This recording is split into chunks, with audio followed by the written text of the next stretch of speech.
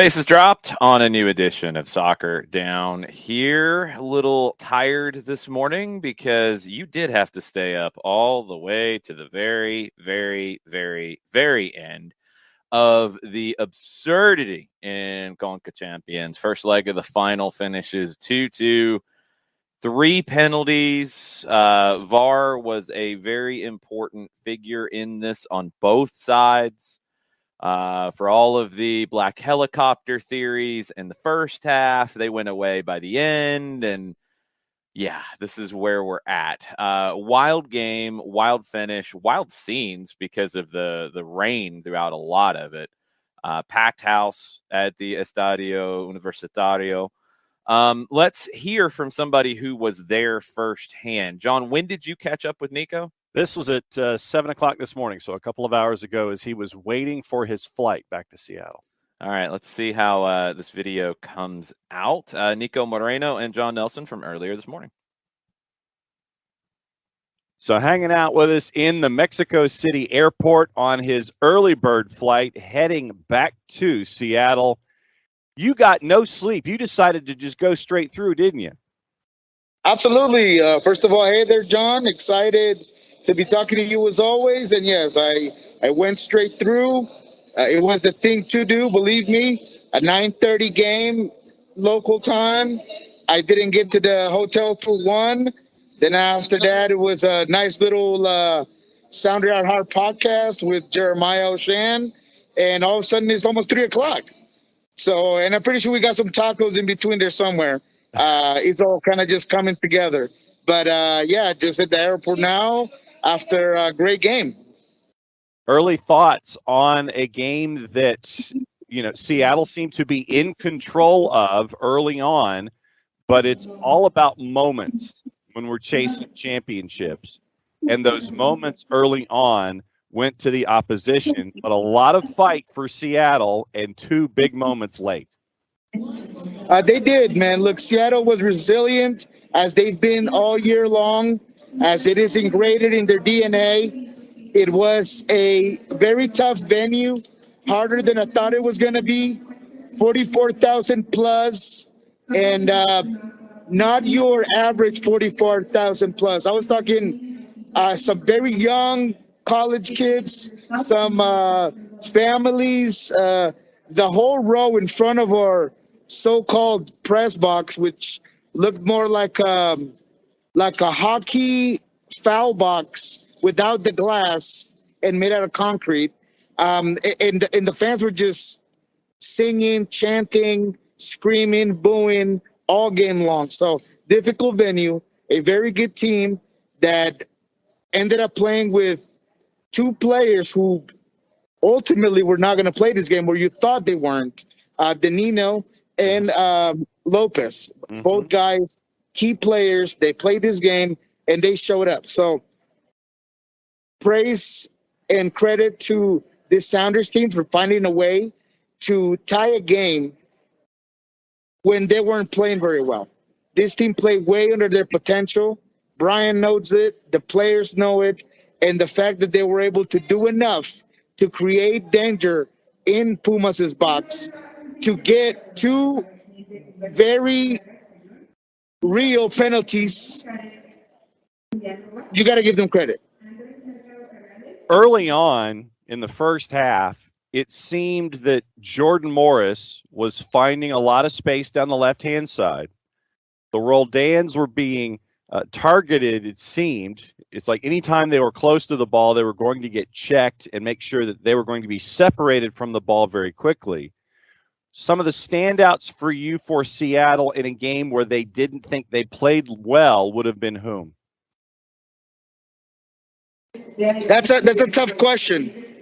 That's a real tough question because I would say Nicolas Dodero was that guy simply because he had the composure, the experience, and the leadership to take those 2 penalty kicks that tied the game. Not easy to do, not under the circumstances. Now when Talavera was in his face chirping all game long, and you know that gets personal, right? And that affects the way you shoot something. So I think he's one of those players. Joe Paulo, as always, was very even kill. He wasn't amazing by any means, but he was good enough to distribute the ball, to get the ball ahead, to help defensively. Because if there's something that Seattle did, was that they really didn't allow Pumas to create a lot of clear chances. There were a few, but it wasn't a lot. And I think a great part has to do with how disciplined they were, keeping their shape. Anytime that Pumas would find transition, whether it was Joe Paulo, Rusnak, even Alex Roldan coming back, they were making Pumas have to reset and bring the ball all the way back to find another way in. So I think if I had to put two players, has to be them two. Also, you got the return of Yemar Gomez Andrade in this particular match, and I think that it's probably important for leg 2 and for the remainder of the MLS season when everything falls its way down the line there as well. Yeah, Legemar had an okay game. The goal that the Dino gets, that second goal, he could have done better at. He missed times the jump. He could have been tighter on the Nino. But overall, he did okay. Defending the one-on-one, pushing the line what he had to, passing the ball out of the back. So I think that this is not the best version of Yemar, and we might see that here in this upcoming leg and the rest of this MLS play. It's not easy coming back from an ankle injury, a high ankle sprain at that, and I thought he handled it well. With the lack of minutes of at least constant rhythm, I thought he did well. What were the conditions like? Because I know that for those who were watching on television here in the States, it was wet, there was lightning before the match started, and the grass seemed like to get worse in the first 45, but then as the rain calmed down in the second 45, I think it evened out a little bit. Plus, you're talking altitude as well. How were conditions going into this match, and how were they as the match went on from your perspective there in that hockey box? I mean, it was a grind. It was difficult from the very beginning. I mean, you said it, and I tweeted it, that there were lightning in the horizon. It was pounding. I mean, it was coming down for a good 30 minutes. And the ball was wet. The ball was quick. It was a little sloppy at first. And as the game progressed and the rain slowed down, I thought that Seattle was able to play better quality soccer. Surprisingly enough, we did talk to Will Bruin, who said that, he didn't mind the rain, or he didn't seem like the players minded because the ball was running a little bit faster than it usually does on grass.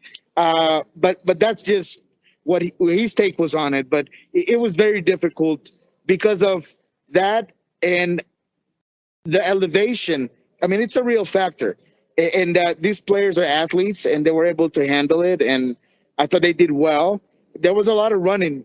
I mean, they have 56% of possession, but they also did a lot of defending. I mean, Christian Roldan, as always, was giving you that Christian Roldan special. Sometimes he was a winger. Sometimes he was in the middle playing the 10. Sometimes he was helping out at right back. I mean, he was just really good. So, yes, those conditions were difficult, but Seattle found a way to get a good result. How excited should Seattle Sounders fans be going into leg 2, considering what the team fought through here in leg 1?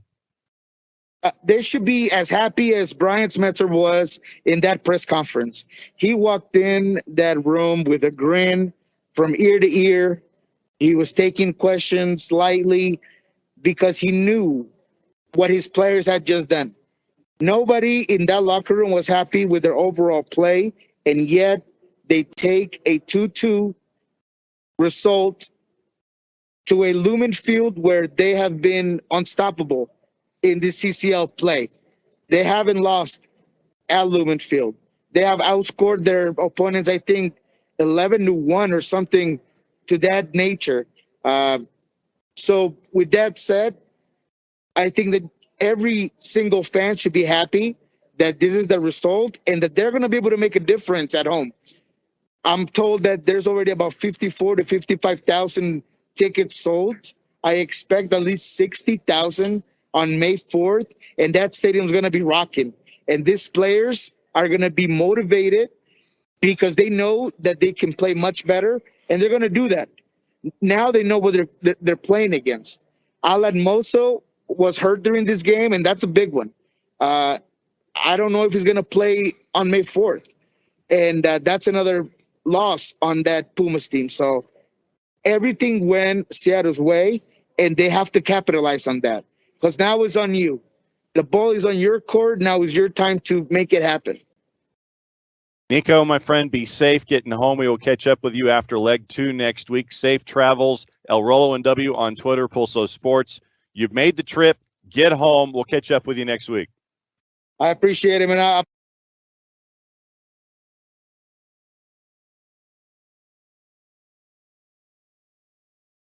All right, there we go. That was Niko Moreno in the airport on his way back from Seattle. Thanks, John, for catching that early this morning. Let's bring in another part of our show right now.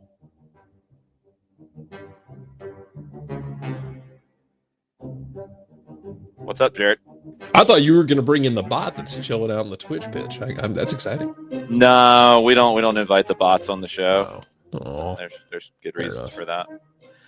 This thing was ridiculous last night. I mean, on a number of different levels, but it's CONCACAF. You know, it's kind of like what you expect, right? If it was a boring game, then you'd be a little disappointed.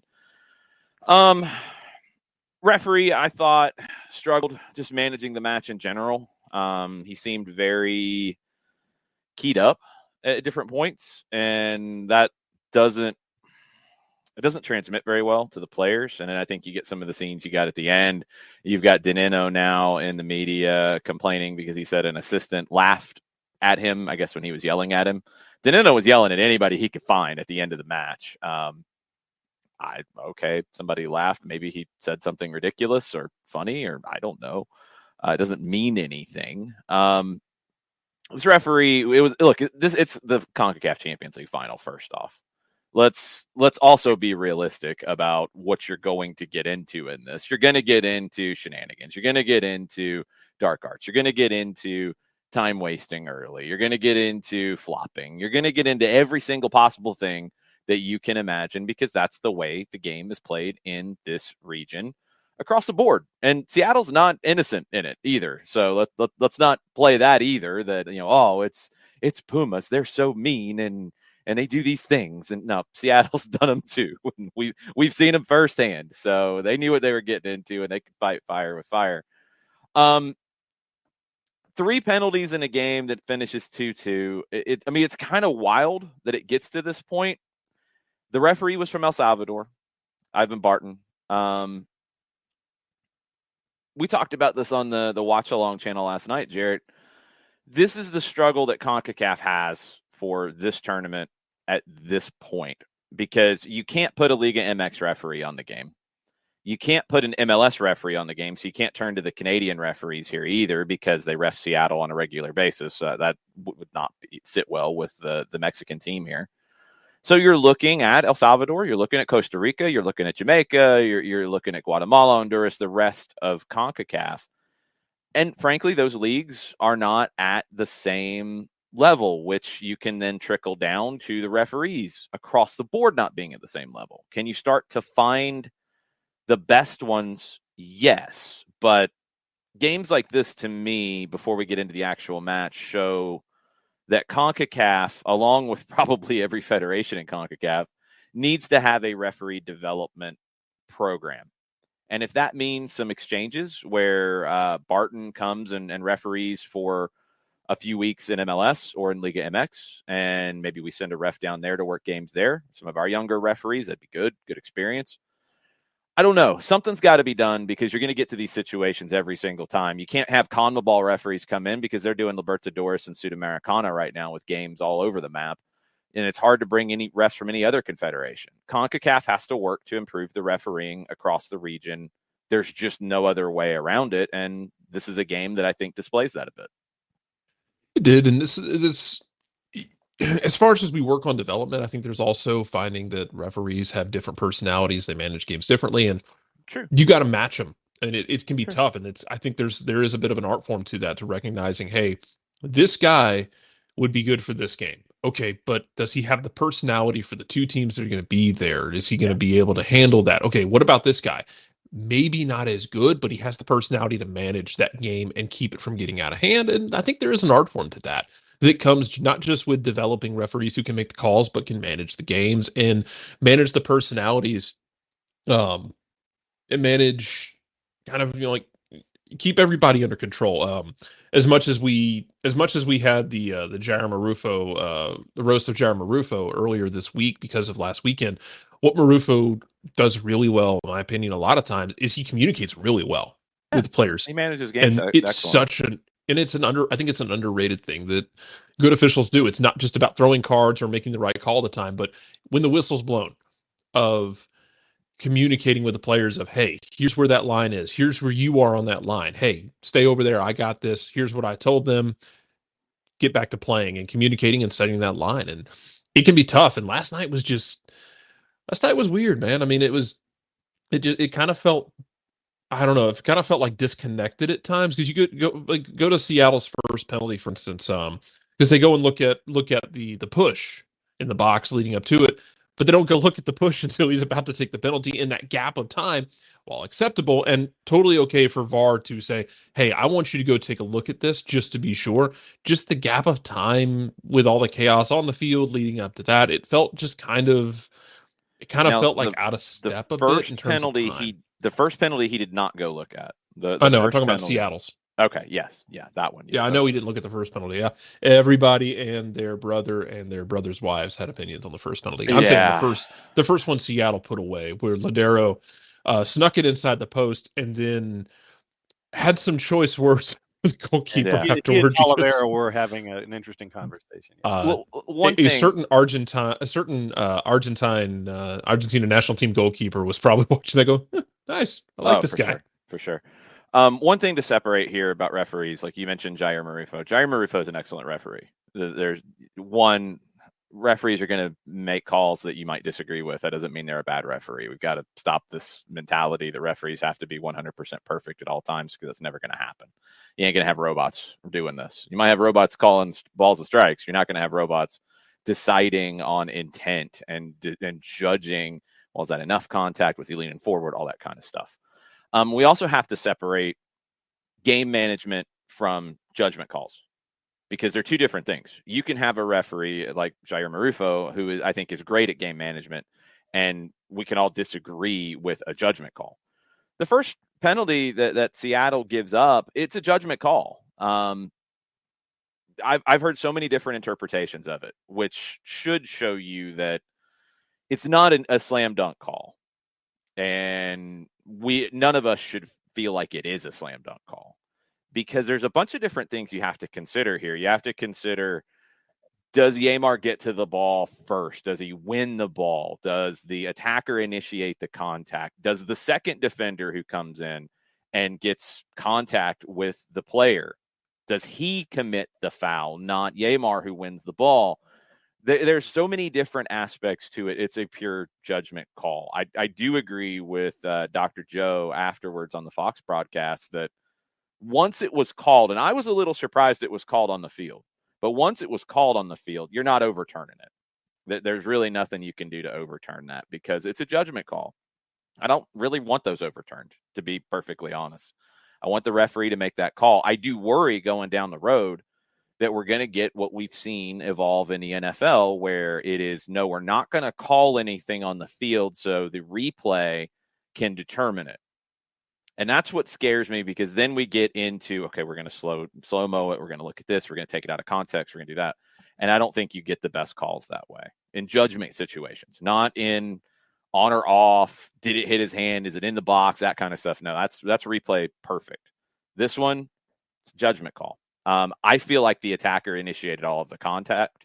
I feel like he goes in, the ball is knocked away from him, and the contact that results from it is the attacker coming in full speed.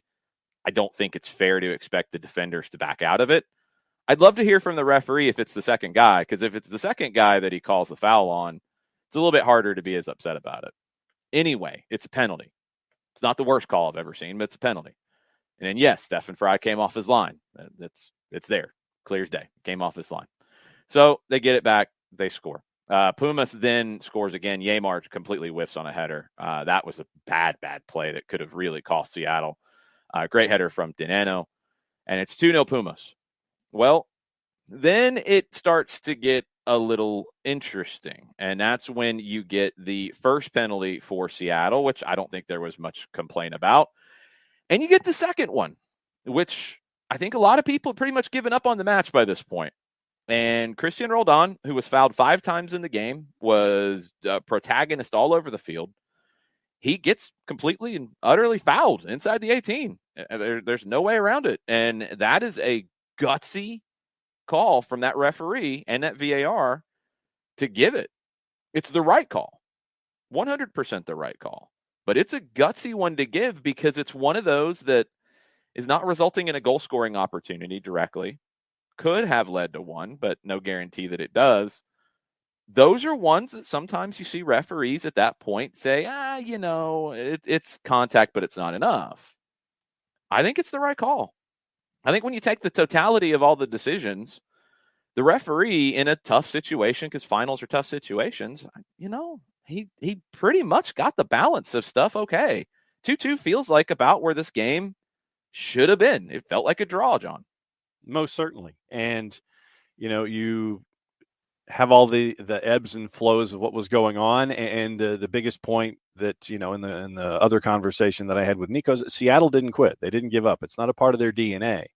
And down 2-0, you force these 2 moments late. You mentioned, Christian Roldan at 90+9, continuing to chase after an equalizer. And you go back to what you're looking at with the moment in the 70s to get the 2-1 goal on the board. And so I think that you've, in a match where it was admitted by Seattle that they weren't good enough in their own mind, down 2-0, they come back and get those 2 moments to tie it at 2 to take it home. So I give Seattle a boatload of credit in this for continuing to process things through, continuing to stick with it, and getting those moments and pressuring Pumas into having to defend the way that they did with those 2 moments in the last 25 minutes of the match. Yeah, but Jarrett, here's the thing. We talk about CONCACAF and how hard it is for MLS teams and how they haven't been able to get it done. When they have gotten to the final, and this was Arch Bell yesterday afternoon, MLS teams, and after this one, are unbeaten in the final leg on Mexican soil. 3 finals that MLS teams have been in, they have not lost in Mexico. Now, they haven't won any of these trophies. But the idea that they can't go to Mexico and get a result, that's more from the earlier rounds. 1 win, 2 draws, now a 3rd draw. It's been the home leg. And whichever way you want to put it, whichever order it was. But in Mexico, the MLS teams have gotten results in the final. In the home leg, MLS teams have lost every single home leg in the final against Mexican teams. As good as Seattle can feel coming out of there and getting home, and Brian Schmetzer getting on the plane and trying to figure out everything that happened in that crazy game, like he said that after the game, was pretty funny. As good as all that is, it means jack squat if they don't get the job done in Seattle next week.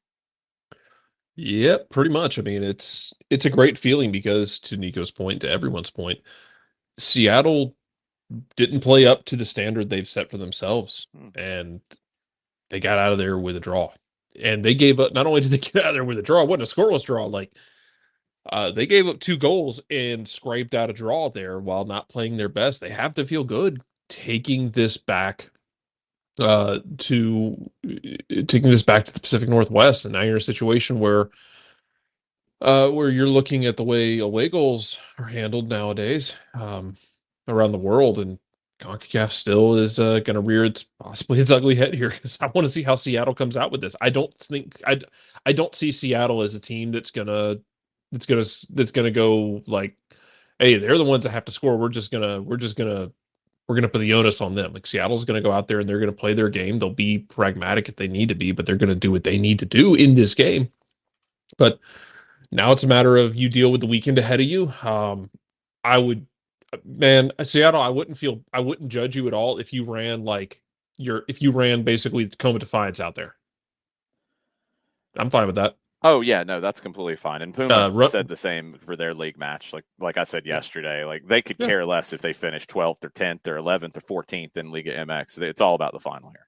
Yeah, this is a matter of grabbing a trophy that no MLS team has grabbed in its current format, and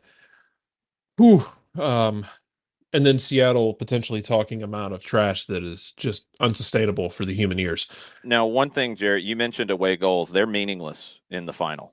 They are meaningless in the final round. Article 12.8 of the CONCACAF rules, away goals will not hold any value in the final round. I wish it was across the board. Either make them meaningful for the whole tournament or meaningless for the whole tournament. They're meaningful for the whole tournament up to this point. I know. I don't like it. I want it uniform one way or another. Yeah, I want it to be the same either way. If the aggregate goals are equal at the end of regulation time of the second match, 2 15-minute periods of extra time will be played. Mm-hmm. Then you go to penalties. So in previous rounds, you didn't have extra time either. So you just go to goalie wars instead. How about that?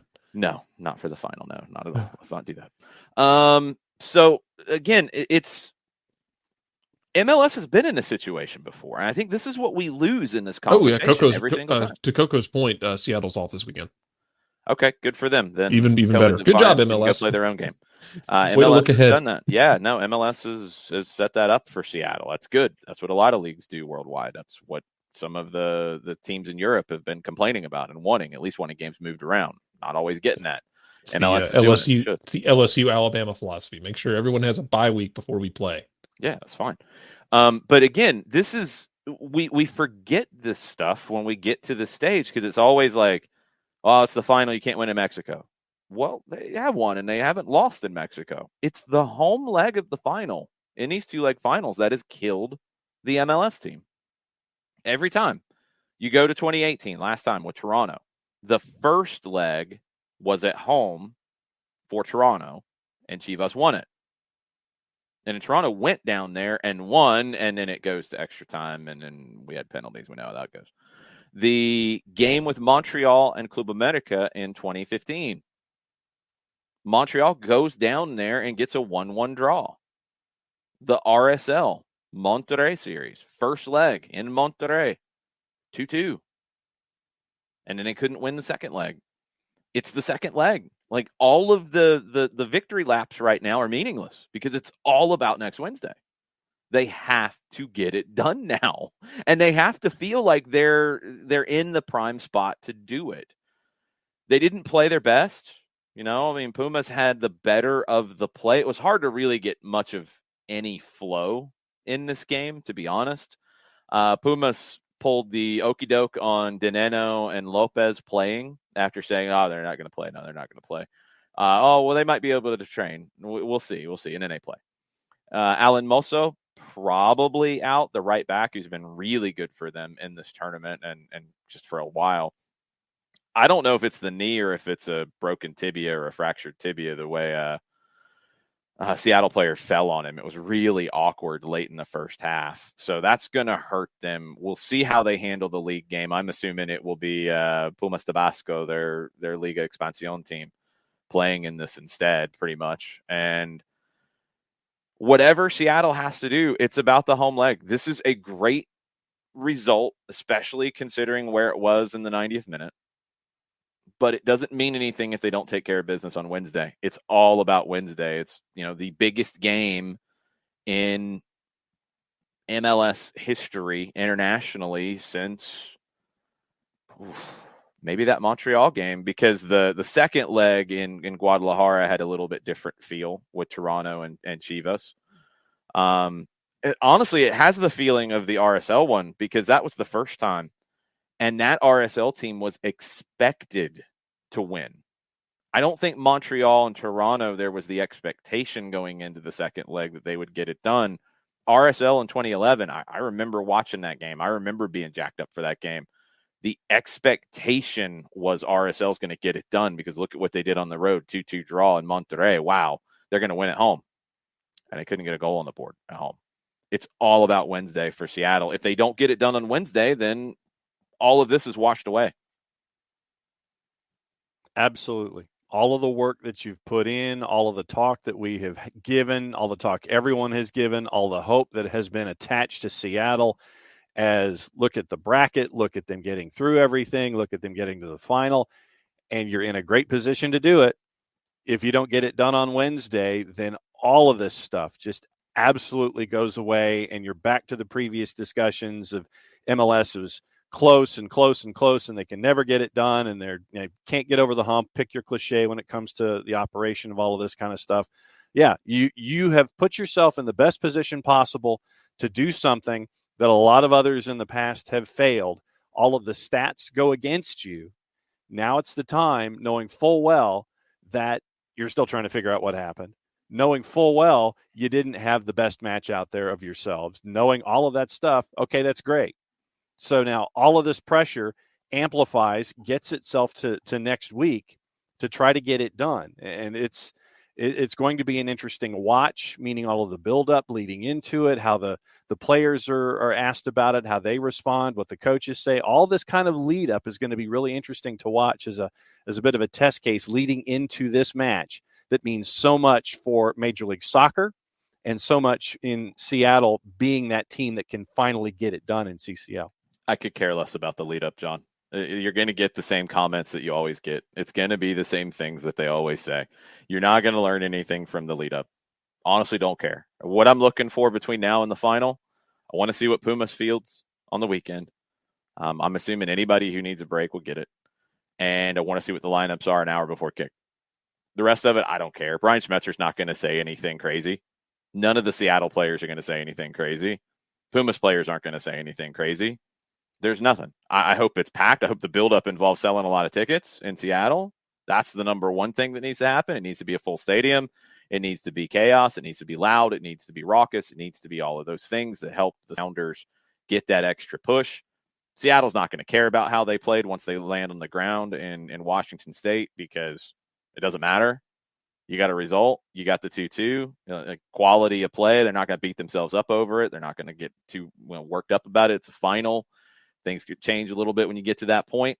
They're obviously going to look, and Brian Schmetzer and his staff are going to look at what Pumas did to make it difficult for Seattle to play, what Seattle can do differently.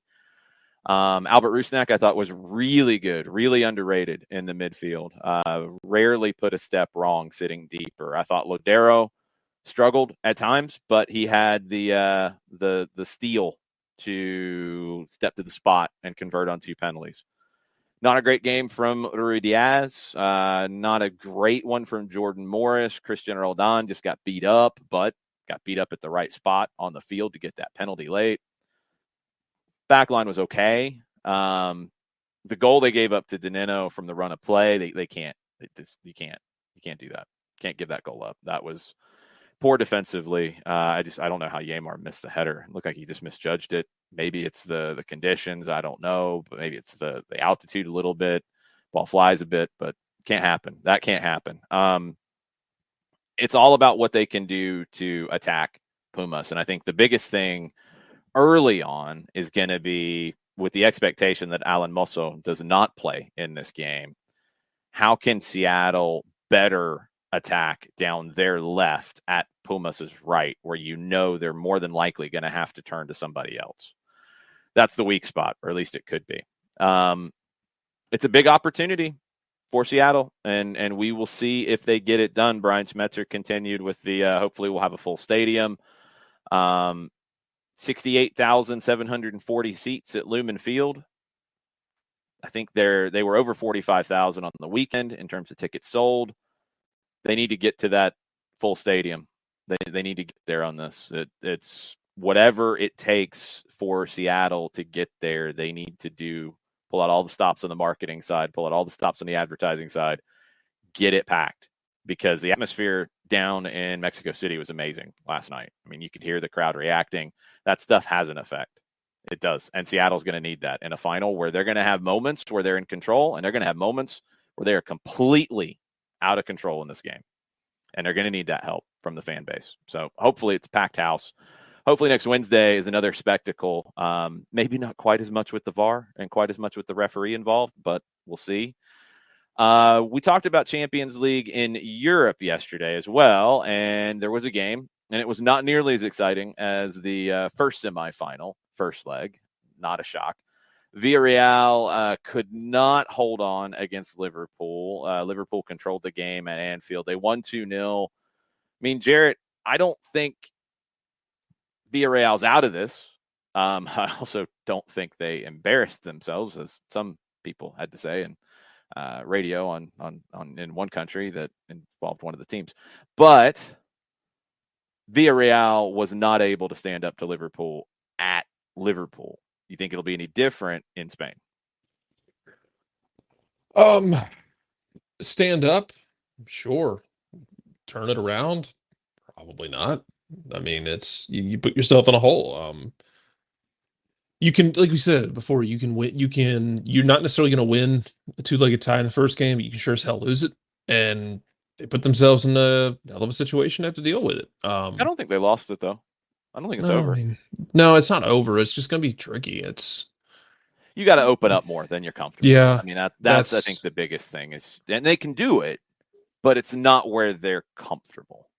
Yeah, and it makes me nervous against a team that Liverpool being able to exploit that space as you start opening up, not necessarily just getting bodies forward where it's numerical advantage going the other way, but so much as the amount of space that you potentially create for Liverpool to kind of fill that negative space with.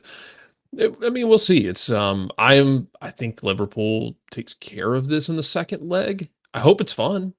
I don't want to sit here and say I hope it's as fun as the first leg of Real Madrid and Manchester City, because I don't know that you can ever recreate that outside of a laboratory. It's not a fair expectation. No, it's not. It's not a fair expectation for any game anywhere. Nothing. You're not going to find that level of drunkenness just down the street. But I'm leaning more. I think Liverpool takes care of it. You could convince me it should be a lot of it. It could be a lot of fun. Maybe you get the early goal that kind of tightens things up for everybody. It's the second goal that Villarreal is going to be ticked off at themselves about. First goal's a fluke. It felt like Villarreal was starting to crack a little bit, but it's a cross that takes a deflection right off the cross, and then the goalkeeper's like playing the cross, and he was very aggressive. And then he tries to lean back and get to it, and he can't slap it over the bar. It's a fluke. The second goal, just a couple minutes later, is what Unai Emery is going to be upset about. That's the one that you give it that first goal, it's okay. Second goal is what makes it a harder time in the second leg, especially for a team that is strong defensively and generally likes to play from that side of the ball, more so than having to be on the front foot. Now they're going to have to do that a little bit. They've got the players who can. They can hurt Liverpool. I think the question for me will be Jurgen Klopp's approach. He's never somebody who's going to come in and sit. But how do they manage the 2-0 lead and try not to let Villarreal get into it? Is it going to be leaning on the press a little bit more? Is it going to be playing maybe a little more direct to activate that press and put Villarreal under pressure? Is it going to be trying to keep the ball a little bit more and using somebody like Thiago, who, this is the kind of game why you go out and get him? I questioned it when they signed him. I was like, he doesn't really seem to fit the way Liverpool has been playing. But in a game like this, where you can have his quality on the ball in the moments that he's needed, he's essential. And his first touch is maybe one of the best in the world. So these are the kind of games, and this is going to be the approach that Jurgen Klopp has to think about. But, we talked about it with Seattle. You get to rest everybody, give everybody a couple days off, then train and get ready for Wednesday. Liverpool and Manchester City don't have that luxury. They immediately turn around and play. And then after the league game, with a ton of pressure attached to it, then you can figure out, like, okay, who's ready to go? Who can I count on? Who can I not count on for 90 minutes? Who can give me 30? Then you create your game plan. I mean, you probably have plans coming in to your league match of what you want to do on the following week, but you can't guarantee anything because you don't know how you're going to come out of that league match. And I mean, John, this is the challenge that they're in versus a Villarreal who's pretty much where they are in the table. They can definitely rest guys and gear up for the midweek. And Real Madrid can do the same on the other semifinal. So, Liverpool's got to turn around and play the early game on Saturday. Manchester City plays the late game on Saturday, the 12:30 Eastern time kick. Liverpool's in the 7:30. Liverpool's got Newcastle. It's on the road. It's going to be difficult, but Manchester City goes to Leeds, and they know they're going to suffer. Yeah. And neither one can really afford to rotate their lineups. So it's almost like you just have to go for these league games and then assess what you can do for the midweek. And that's going to affect the strategy that both teams come in and do. Liverpool's got bigger cushion, but are they going to be maybe able to press, maybe not able to press as much? Maybe they do have to keep the ball a bit more. Manchester City, I think they've got some different tools in the bag, and they can approach the game in some different ways, but they don't have that cushion either. No, and I'm going to be intrigued to see what the starting lineups look like for both of these matches on Saturday. They're going to be first choice. Why would they not be? Well, no, what I'm saying, do you have Luis Diaz come in and have more minutes in league play, considering he came in and didn't get full minutes in Champions League? That's what I'm saying. You have they're going to be first choice based off who's available. Like you're not. It is purely like next man up. Who can give me the most? They're playing here. You can't. And I don't know if you're alluding to this, but you can't hold anybody for the Champions League game. I don't think either manager could do that. No, I mean, what I was trying to formulate in my head was, it's like, okay, I need first choice. How many minutes can you give me in this match? If you can give me 45, I'm going to start you. If it's 60, then I know that I can go to Divock Origi if you're Liverpool, and Origi traditionally only gives you 10 or 20. Can I rely on Origi if I need to give me 30 or 45, or do I start someone of his talent if there's something that is wrong with folks that are coming out from the match in the midweek? So I mean, the rosters to me are going to be first choice, but I want to look at the minutes on the weekend and see what the minutes management is and what they're given leading into the Champions League semi-second legs. That for me is going to be the interesting part of all of this. It's going to depend on how the game goes. Like, look, City and Liverpool, even getting to the level that I think you're getting to there with can you give me this? Can you give me that? No, I'm paying you a lot of money. You're giving me a start. Like, we got to win the league. You're starting. If you can not go on the midweek, we'll figure that out when we get there. Like, you look back at the league games from last weekend. And, I mean, it was De Bruyne. It was Sterling. It was Gabriel Jesus. It was Fernandinho. It was Rodri. It was Joao Cancelo. It was Diaz. It was Laporte. I mean, it was Zinchenko. It was pretty much the whole thing. Like, you're going to have to go with your best team. Liverpool's going to have to go with their best team. And it's almost just game to game at this point. It's not as simple as okay, we're going to play you 45 here. We're going to do this. I think it is literally we got to go win this game. Now, what you need to happen in the midweek, and Jarrett, this is where game control is so essential, is if you are Manchester City, if you are Liverpool going into your games on Saturday, you need to take care of business quick. You need to get goals early. You need to put the game away, because then you can say, all right, we're up 2-0. We're up 3-0. I can pull this guy and have him maybe a little bit more than he would have been if I play him for the full 90. Maybe I'll have a little bit more from him in the midweek. But you got to take care of the game early. If you don't, the midweek game next week is going to be really difficult for these teams. It is, and the nightmare scenario is you don't take care of business early, you end up pushing, and you don't win on the weekend, and then you have to go into next week with tired legs and drop points going into basically what looks like a joust to win the league. And then you have tired legs going into games in Spain, which are going to be weird. It's going to be stressful, and how you manage this is going to be very interesting. Now, oh my God, who are we playing this? Who is everybody playing this weekend? What's the Liverpool is at Newcastle. Manchester City is at Leeds.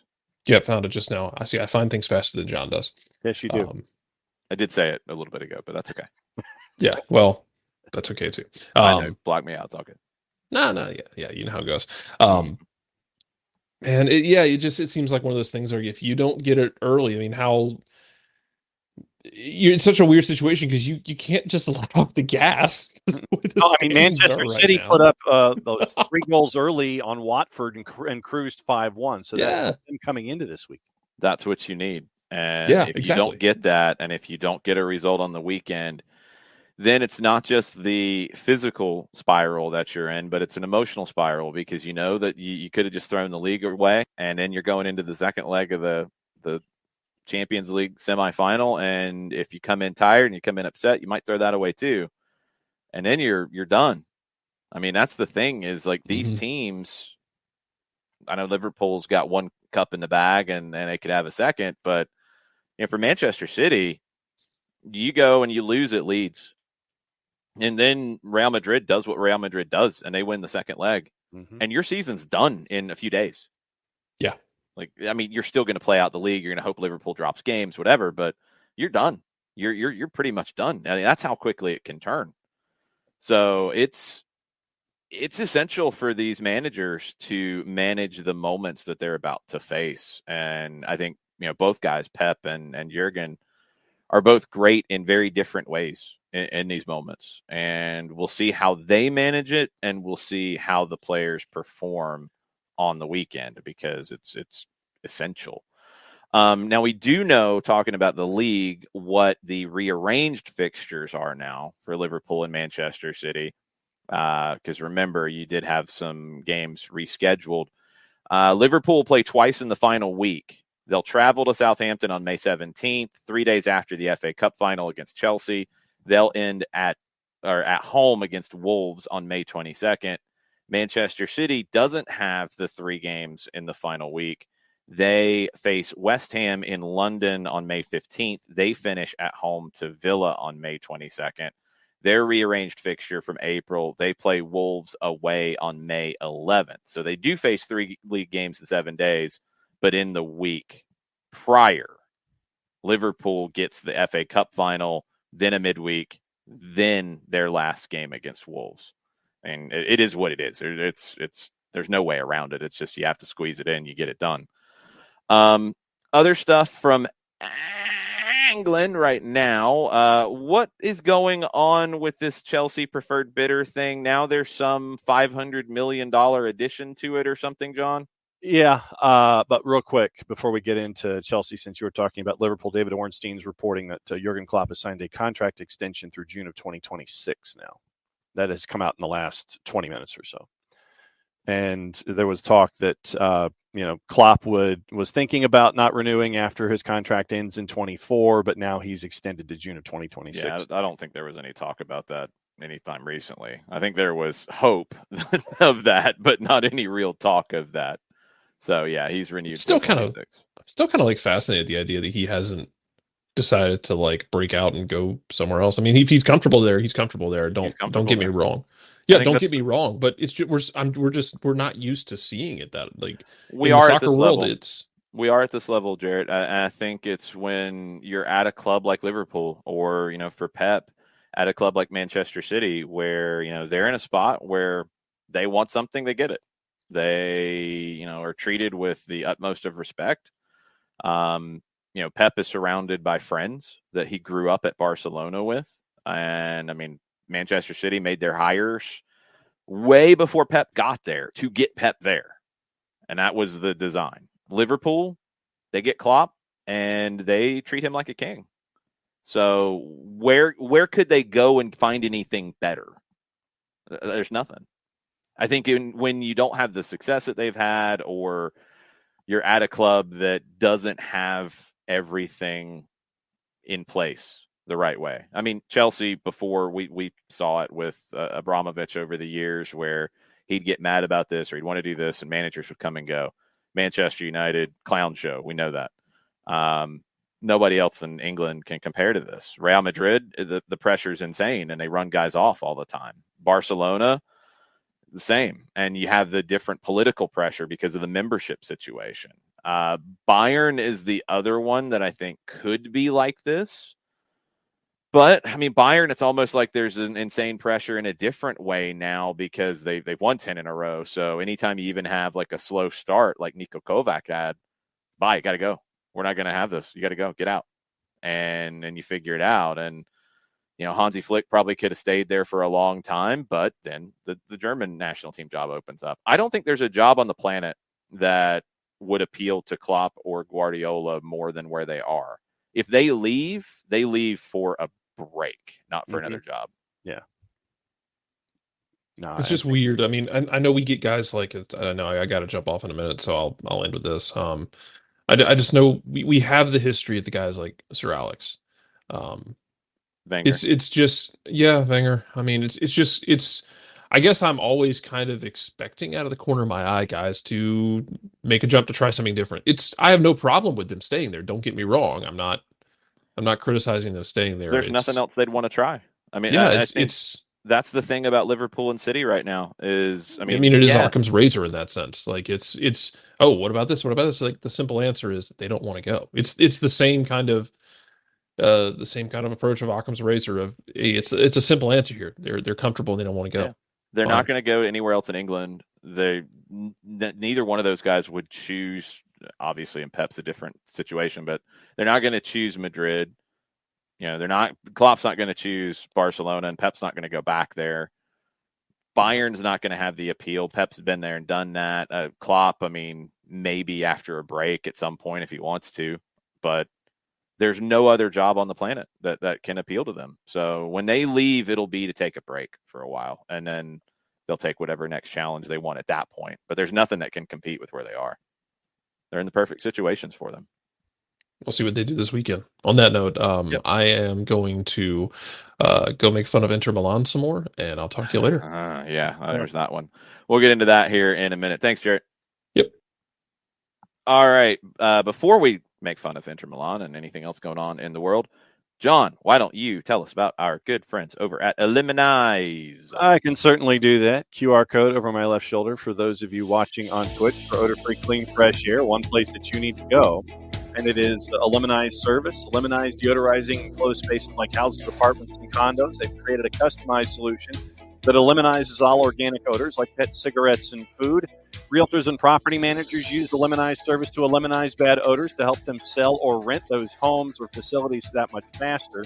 The turnkey process that makes it easy to work with realtors and property managers. Very kind to the environment. Very green way of going about things. We like being kind to the environment. Easy way to get rid of odors without any kind of toxic residue whatsoever. Eliminize is different from our masking agents, that we have under the sink, because all those masking agents do, when you spray them in the air, they just mask the odor. They don't attack the problem. Eliminize does that all the way down to the molecule with their proven scientific formula.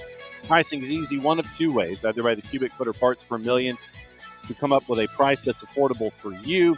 Results in 24 hours or less. And for any other questions that you may have, frequently asked or otherwise, one place you need to go, it's their website. Eliminize.com, but do us a favor here at SDH. After the .com, go /Atlanta so they know what part of the world that you are talking to them from. So your assignment in full, ELIMINIZE.com /Atlanta, Eliminize.com /Atlanta. For odor-free, clean, fresh air, Eliminize service, proud sponsors of everything, SDH. Your assignment in full also includes coming out to Brook Run Park tonight to hang out with us. We'll be live hanging out with Russia Union starting at 6:30. You can watch it here on Twitch. You can also come out and join us live at the park. So Brook Run Park, Dunwoody, 6:30 is when we start live. We'll go till about 8 o'clock. A lot of Atlanta-Montreal talk, probably a lot of CONCACAF talk, other stuff going on as the day goes. We'll talk about it. We got Europa League semifinals, Europa Conference League semifinals today. There's Libertadores tonight. All kinds of stuff to get into. But that'll be this evening with our friends with the Flood Project. Jared alluded to it. Inter with a shocker yesterday. They missed the chance to go top goalkeeping howler. Bologna gets the win. Milan are 2 points clear at the top of the table. That last goal, I mean, the BBC says he air kicked the throw in, which I've never seen that verbiage. I don't know how else to describe it. He just yes. Thank you, John, for the thesaurus word. Good job. It's what your people said. Air kicked. I'm Scandinavian by birth, sir. Oh, you're Angling by choice. Don't even lie. Okay, this game was supposed to be played in January, but remember, this was one of the ridiculous cancellations. Bologna had to quarantine. Local health authorities wouldn't let them travel. Serie A rules meant that Inter had to show up and train as normal. Or actually, sorry, Bologna didn't have to travel. Inter did travel, but Bologna wasn't allowed to play because of it. Inter had to go, show up at the stadium, get ready to play a game that didn't happen. And then Inter wanted to keep the 3-0 win since Bologna didn't show up, but they were made to replay it. And then this happens. And now Stefano Pioli's Milan, 4 games left. They have the head-to-head advantage over Inter. So if they finish level on points, Milan takes it. All they need is 3 wins and a draw and 4. Sounds easy, right? But Serie A, like, you have seen teams drop points consistently here late. It's not done yet. But Inter threw away their opportunity to take control of it. On an air kick. Man. Don't start using air kick because I have no. Please don't. Like I said, I'm like with you. I air kick for me, using that word or that phraseology takes too much thought. It's like gimme whiff. Gimme, something like that. That's easy in one syllable. Air kick is too much thought that's involved. Oh boy. Bad stuff. Other news of the day, and we'll come back to MLS at the end of it because we've got a few things there. So in UEFA, this got a lot of play after the COVID conclusion to the Champions League when they had basically a tournament in Portugal. There's talk now that you're seeing more people want the 2-legged semifinals in Champions League to be scrapped, have the semifinals and the final over a single week in one city. So semifinals in the midweek, final on the weekend in one city, a week of football. The 2-leg semifinals have been there since the European Cup was launched in 1955. You wouldn't have the second leg that we're all, excited about with Real Madrid and Manchester City, but doesn't mean you don't have the first leg still being great because it's one game, still could be great.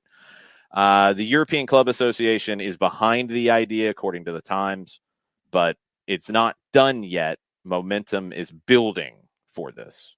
So keep an eye on that one. It got talked about a lot when a lot of people did like how it played out with the COVID conclusion to the tournament a couple years ago.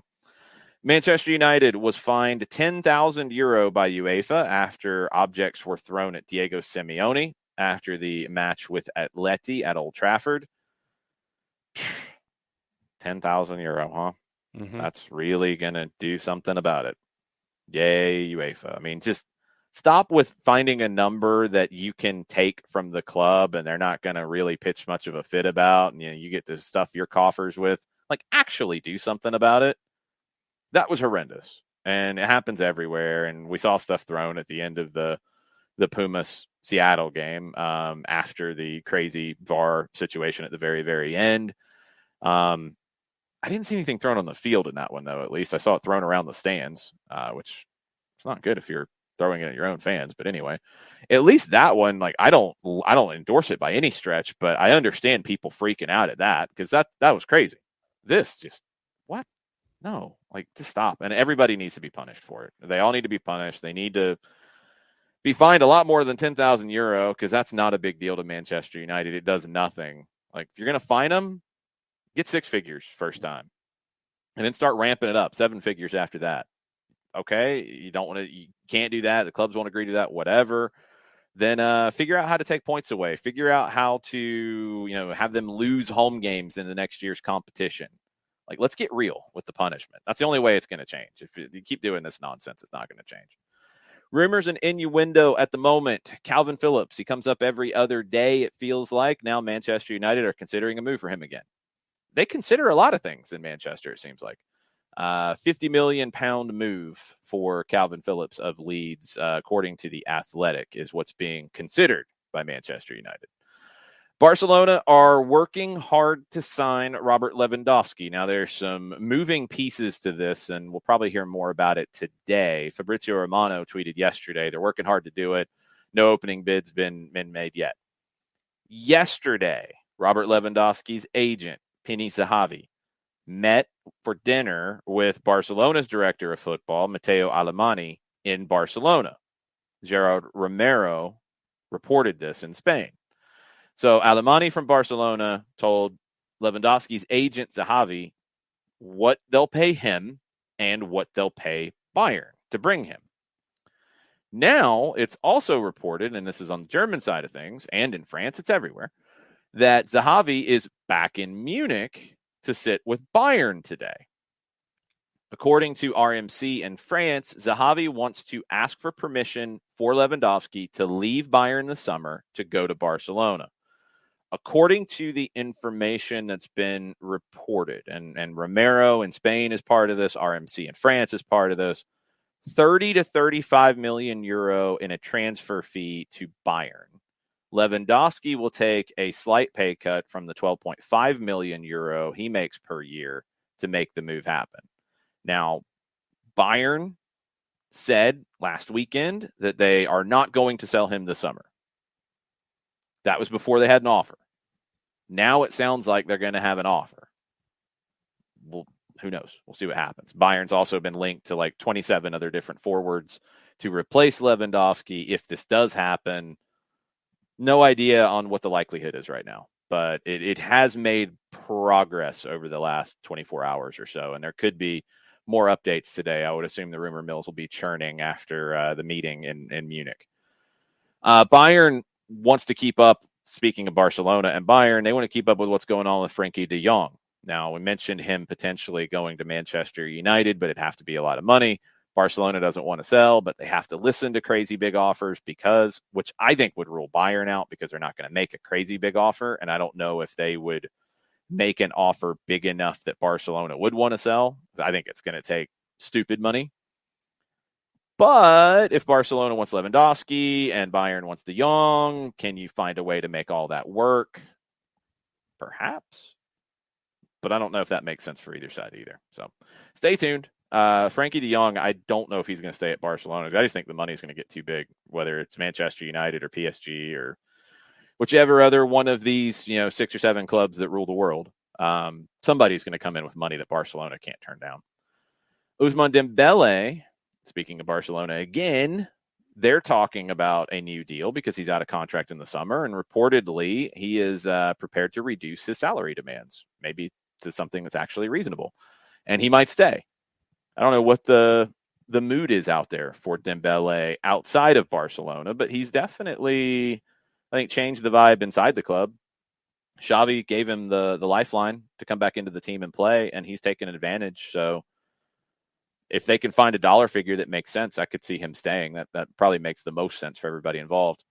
James Rodriguez is saying he wants to come back to Europe. Oh, boy. Yeah, maybe at 30 years old and still part of the Colombian national team, maybe he shouldn't have left Europe. But anyway, who knows where that goes? If I'm sorry, if I'm MLS, I'm calling. I'm trying to find out what's going on. I'm not offering stupid money, but I would be interested to hear him out because he's still a player. He's still a good player, but is he going to be at the top club in Europe anymore? I don't think so. Where does he end up? No clue. But according to the Star, he is eyeing a return to Europe, and he will drop his wage demands to force through a move. We will see. Victor Osimhen, another player that we've talked about a lot at Napoli. He has met with Napoli to talk about a possible move to Manchester United or Arsenal. He wants Champions League football next year. Arsenal and Manchester United are talking to Napoli somewhere in the range of 100 million euro. Newcastle offered €100 million in January. At least it was reported at that time that they did. I don't know if they actually did. Napoli didn't want to sell at that point. I don't know if he's going to get a full, or if Napoli's going to get a full $100 million. They can get in the ballpark. A lot of this is going to depend on what the move is for Haaland and where the market is. He's not Haaland, don't get me wrong, but he's really good. And if Haaland goes for, we know his release clause, but if he makes a crazy salary, then you're going to have the argument of, well, yeah, you're going to have to pay. Napoli's going to say you're going to have to pay us to get his contract a lot of money, because they would have got $150 million for Haaland if they didn't have this release clause, et cetera, et cetera. So I don't know where that goes. Corriere dello Sport said Manchester United were leading the race, but Gazzetta dello Sport said that Osimhen's not convinced yet by Manchester United, so we'll see. Calvin Ramsey, another player we've mentioned a bunch of times, fullback at Aberdeen. Liverpool are interested in bringing Calvin Ramsey in, according to Paul Joyce. One more on Barcelona, since they seem to be all over the news this morning. They're going to begin the renovation work on the Camp Nou this June. It's a multi-year project. This is that Espai Barca project. It's just a renovation of the stadium, the surroundings, remodeling the sports center, all the adjoining spaces, hotel, entertainment, retail, what everybody's doing with stadiums these days. So this would force Barcelona to play 1 year, the 2023-2024 season, at the Olympic Stadium, which is in Montjuic. This next season, the work is going to concentrate on the first two levels, the technological area, the stadium surroundings, the exterior stuff. They'll be able to play at the Camp Nou. The capacity won't be affected by much, according to Joan Laporta.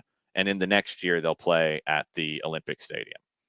25-26 is going to coincide with the end of the work. Laporta said that the stadium won't be operating at 100% capacity. It will be more than 50% for the 24-25 season. That I guess they're going to be back at the Camp Nou at that point, but it probably all depends on timelines and where things are at that point. They might be another year at the Olympic Stadium. Who knows?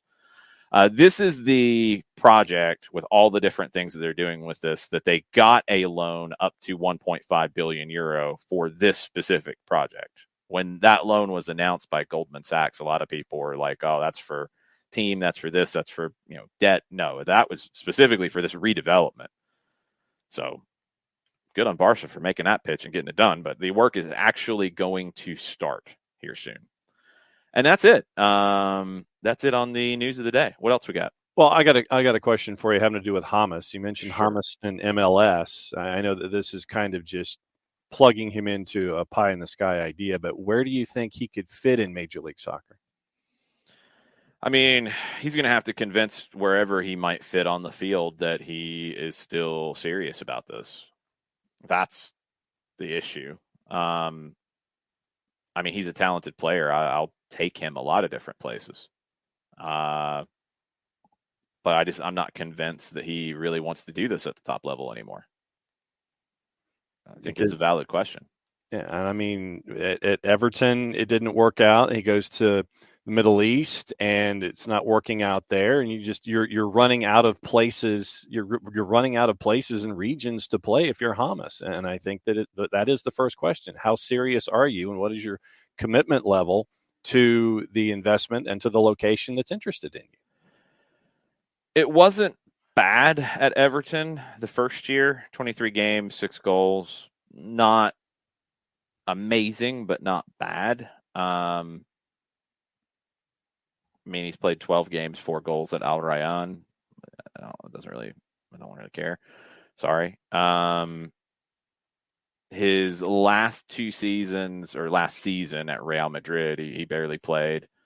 At Bayern, he scored 14 goals in 43 league matches in 17-18 and 18-19. So, I mean, it's just been a minute since he's been at that kind of a level.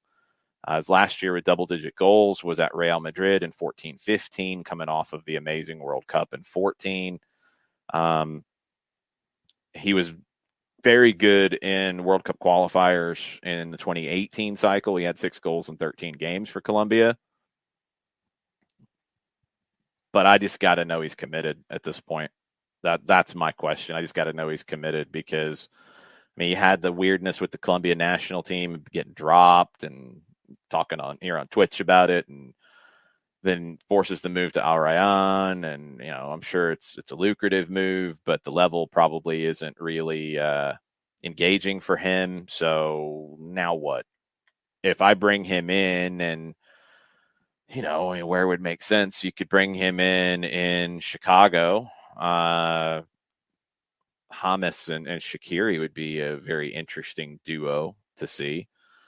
Obviously Miami would be one, but I think they might be holding that designated player spot for something bigger, although they have another one to open up. So maybe they could do it if they wanted to this summer. That'd be intriguing. There's a few other spots. I mean, LAFC's got an open designated player spot. Would Steve Cherundolo want to bring him in with a pretty young group? I'm not 100% sure of that. Chicago was the first one outside of Miami that came to mind.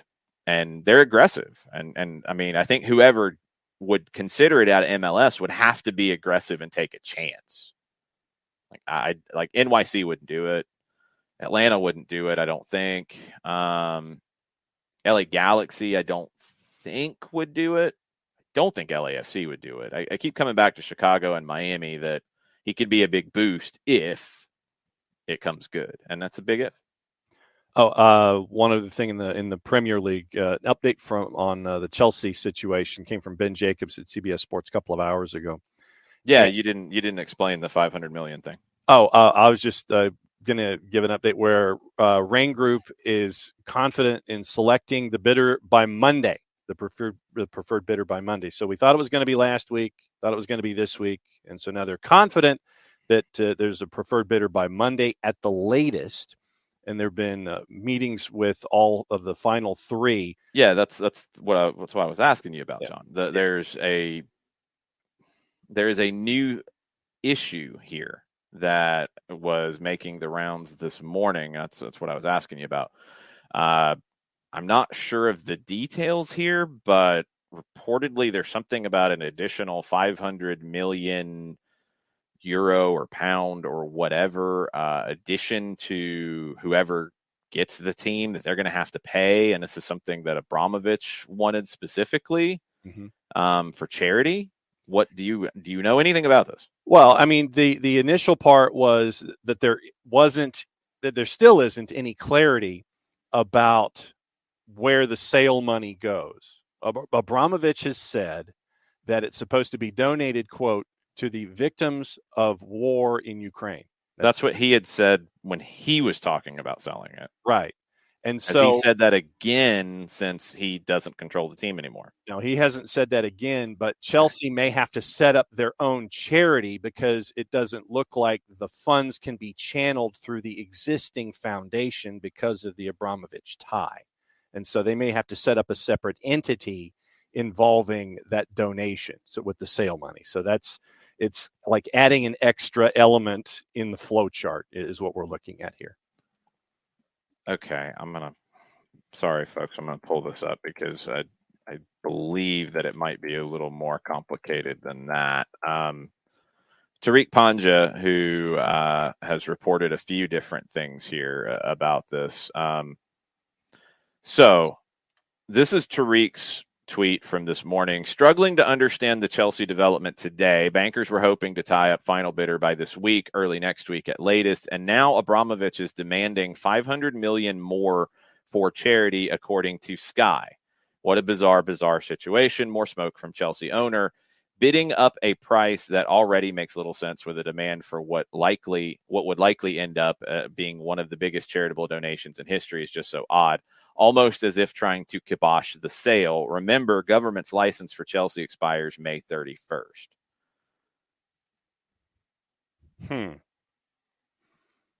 I'm trying to process it with Abramovich demanding more. It does sound like, the Tariq's assessment does sound like he's trying to make it more trouble for the surrounding three groups to want to be investing in Chelsea. That's what it does sound like. I would agree with the assessment there. Yeah, I don't get all the details here. This is very confusing, and I don't know why it's not more clear in how this is all going to be done. Very frustrating that it's not. I take one quick look here to see if there is anything else about it,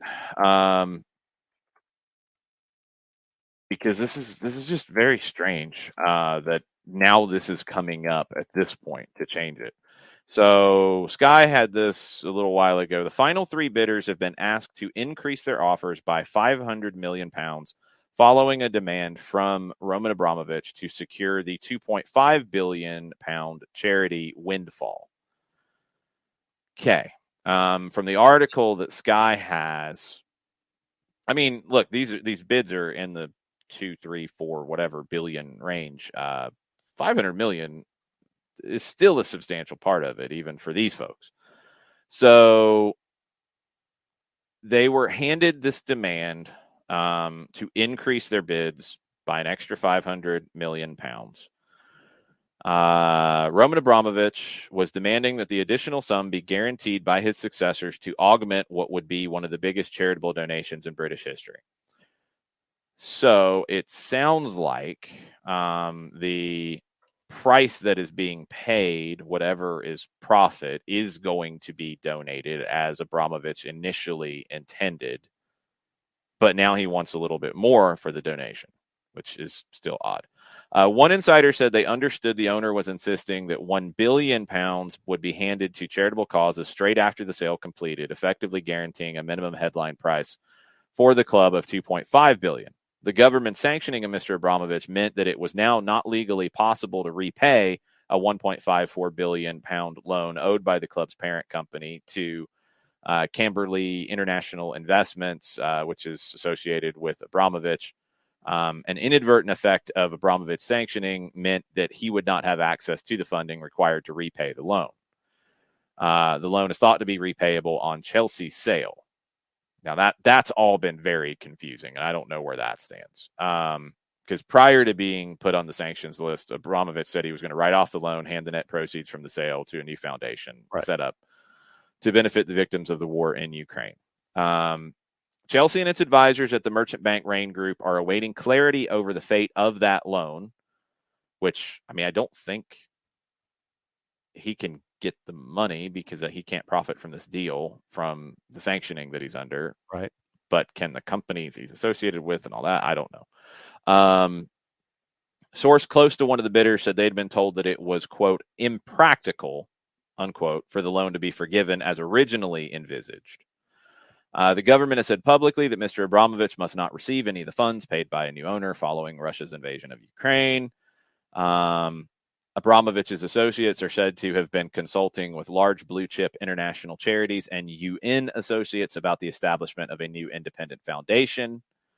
Unclear whether the special license that ministers will need to issue to permit the takeover of Chelsea will enable the immediate distribution of the sale proceeds to charity. The Department for Digital Culture, Media and Sport that's overseeing this from the UK government understood to be aware of the consultation process relating to a new foundation. One investor participating in the auction process said they had been informed that Abramovich's desire was to see a total of $2.5 billion donated to charity, with a further $1 to $1.5 billion going to Chelsea in the form of investment in its stadium, academy, and women's team. That would ensure a total financial commitment from the next owners to be between $3.5 billion and $4 billion.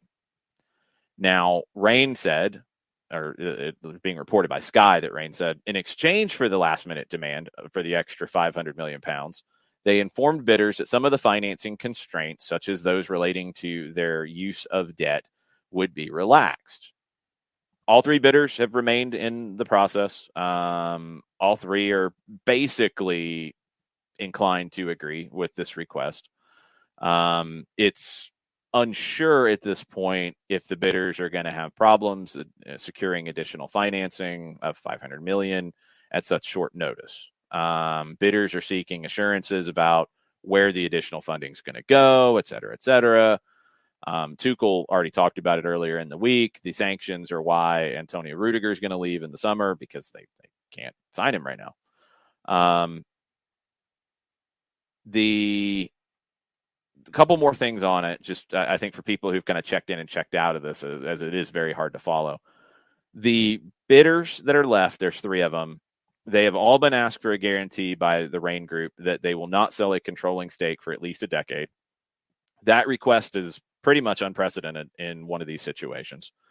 There is another request for further investment of $1 billion in that stadium, academy, and women's team that we talked about earlier. So this isn't a normal sale. This isn't like a normal club just being up for sale or whatever. It's very unique and very strange, and there's a very limited number of people who can meet all of these different things.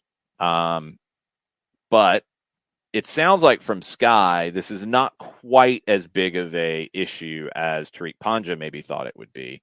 And I don't know where the truth is, honestly, in there. I'm not sure where it falls. There's no telling what we get out of this and when we get it. But it sounds like right now there will be a large charitable foundation that is set up with a huge endowment to start, which is great. There will be a new owner at Chelsea who is committed for at least a decade without selling a controlling interest. That is great for stability. There will be investment from whoever it is in the stadium, in the women's team, in the academy. That is great. And Abramovich will have nothing to do with it, won't profit from it, all of that. And he's living up to what he said initially when he said he would sell it before he was sanctioned about the charitable donation. So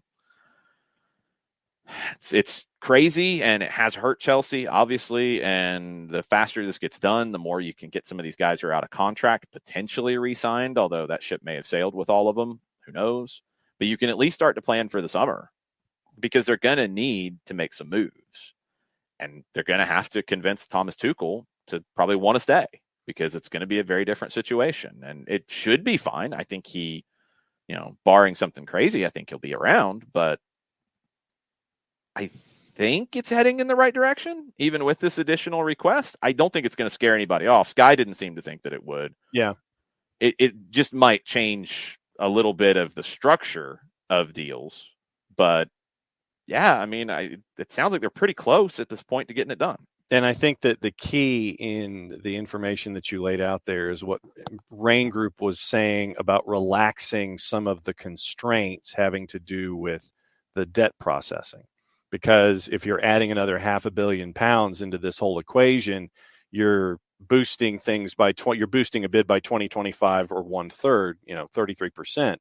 So I think that that's key in this. And if you're to the point to where you're either the Bowley Group, the Pagliuca Group, or the Broughton Group, and you're this far in, seeing another $500 million thrown in shouldn't scare you, considering the investments, the investors that you have brought into this equation.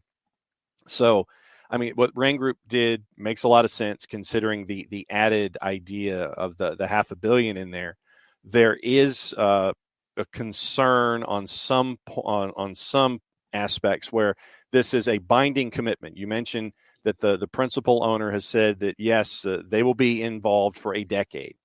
But you wonder how it is enforceable as a binding commitment when it comes to anything legal or written on a piece of paper. That's absolutely enforceable. There's no question about how that wouldn't be enforceable. You buy it and you say you're not going to sell it for 10 years. You're making a statement, and I guess that means Rain's going to have some overseeing of this for a while, or the Premier League's not going to approve a sale for a decade or whatever. But yeah, that's obviously enforceable. That's easy. And so, for me, like I said, I don't think that you can sell minor interest. You can't sell the controlling interest. Yeah, you can sell everybody below the main guy that's attached to the bid. So I think that, like I said, I think that the Rain Group sitting here and relaxing some of their standards, I think, has helped ease the idea of this extra $500 million that's been attached to what Roman Abramovich wants. Yeah, we'll see where this goes. We'll keep you posted on it. I'm sure this will be one of the biggest stories over the next week or so, and maybe by this time next week, we'll know who the new owners of Chelsea are and how all this is going to be set up, and maybe we'll know a little bit more about this charitable foundation that will have a lot of money to do a lot of good, and we'll see what the plans are to do that. Other stuff on the board today, we should hear more about the Miami Stadium situation. Supposed to be this morning. It was supposed to be in February, and then it was supposed to be 3 other times, and it's been rescheduled 4 times in total.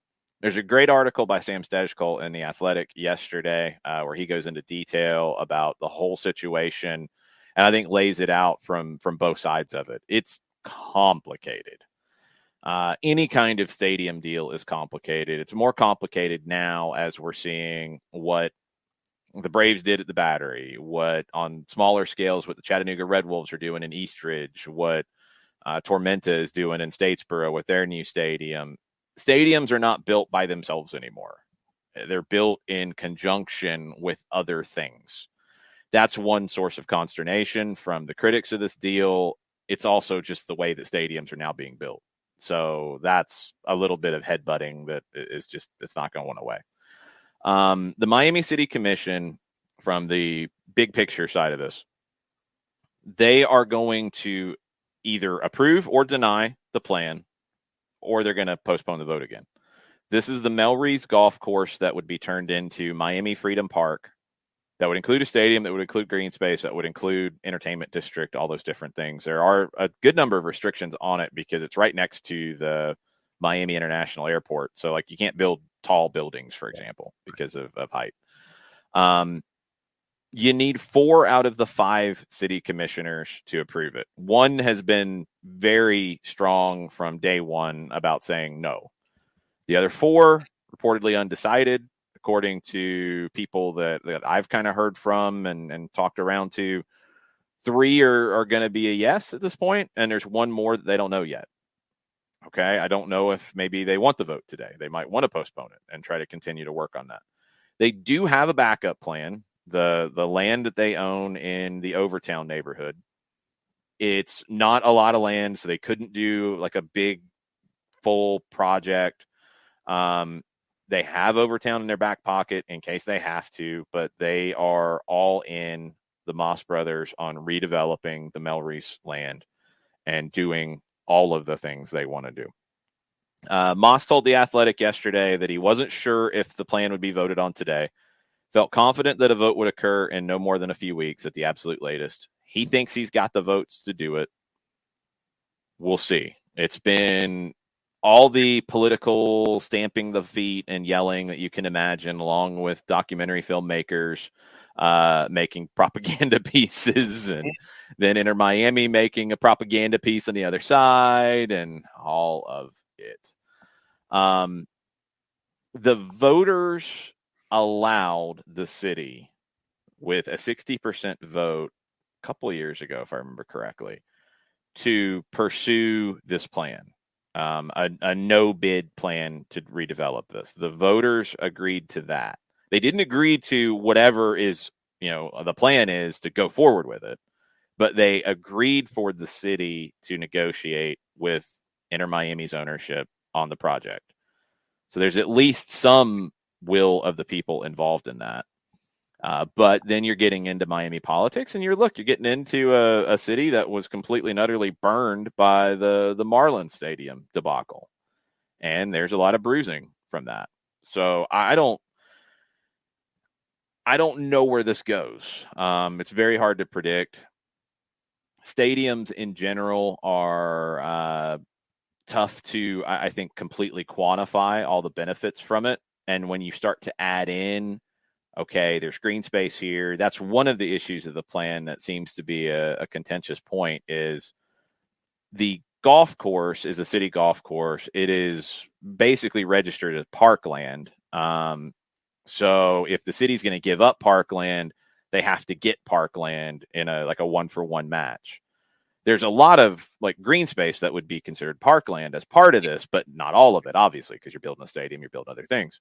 So where can they get the matching other elements? There's money that's attached to the deal to help the city develop other pieces of land that would be parkland, but is it enough? That's one area that this is going to need a lot from.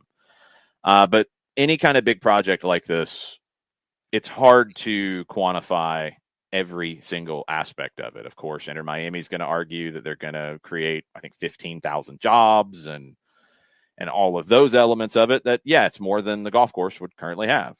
That's true. That's valid. But if the city, and again, the voters allowed the city to go to a no bid process here, but if the city put it out for bid, would somebody else create more jobs, for example? Potentially, yeah, they could. But as Inter Miami said, then to counter that, because that's what this is a back and forth fight. They said, well, nobody's come forward to try to do anything with it. And there were bid processes on the land before, and nobody stepped up to bid. And even with the no bid process here, nobody has come to the city and said, hey, say no to them because we got a better deal. Which, if somebody wanted to do it, they could, because that's how this stuff goes. So I don't know. I don't know if it's going to happen or not. I think the Marlins Stadium debacle is probably the biggest issue here. And there's a lot of concern about approving this one after what happened last time. And look, that's a shame for Inter Miami because they had nothing to do with that. The Overtown one is the backup plan, it sounds like. I wonder if they would go there and do that, or if they would stay in Fort Lauderdale. Talked about it over the weekend being down there. They did a great job with that stadium in Fort Lauderdale. Now, it's supposed to be at least somewhat modular, where they could move elements of it to whatever their new site's going to be. There's also thought that maybe they wouldn't do that and they just keep it as is. And that would be, where the academy is going to train, where the second team plays, that kind of stuff, keep a footprint in Fort Lauderdale. I don't know what that ends up happening, but what they have right now is nice. It's very convenient. It was good. Everything on our end was good. The infrastructure, the building was good. But they can't be the club that they sold the world on in Fort Lauderdale. You can't. You got to be in Miami to do that. So can you do it in Overtown would be the question. I don't know. I don't know Miami well enough to know if that would be suitable, if that would make it work, if they could make that happen. The Miami Freedom Park plan would be big and a big deal, and would, I think, give them the appearance of being everything that they want to be. But do they get it approved? I don't know. Seems like they need a vote at least. If they think they've got 3 and Moss thinks he's got the 4th, and there's one who has been consistently against it, I don't know how this process goes, but it might not even happen today. Yeah. They've postponed this thing 4 times already. I have not seen any updates out of Miami yet on this. Everything that had been reported was in the morning is when this was supposed to happen. I've not seen any chatter as of yet out of Miami. So that's where that part stands. Other MLS stuff that is on the board. Jefferson Savarino could be headed back to Real Salt Lake. He was sold to Atletico Mineiro. Hasn't played much this season so far in the Brasileiro, the National League. He's played in other games. He played in the State League in the first part of the year, but he hasn't made a start in the first 3 league fixtures. Atletico Mineiro has been linked to bringing in Pavon, formerly the Galaxy, and Boca Juniors. They've been linked to bringing him in. They don't have the international slots in the Brazilian roster rules to do it right now, so they want to move Savarino. The negotiations between RSL and Mineiro, very advanced according to reports in Brazil, could return during the summer window, so not before the current window closes on Wednesday next week. $3 million transfer fee, 40% of the player's rights would stay with Mineiro.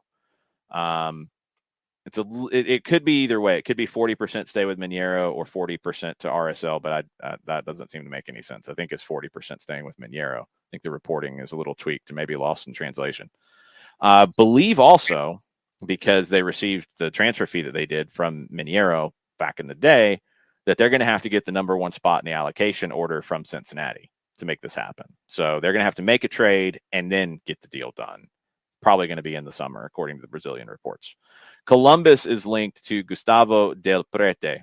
Estudiantes felt the offer wasn't good enough so far. They don't want to sell, but they know the window is closing on Wednesday. I think Wednesday, whatever time they said it. I don't know if it's 6 o'clock. I don't know if it's 5 o'clock. I don't know if it's midnight. I'm not sure.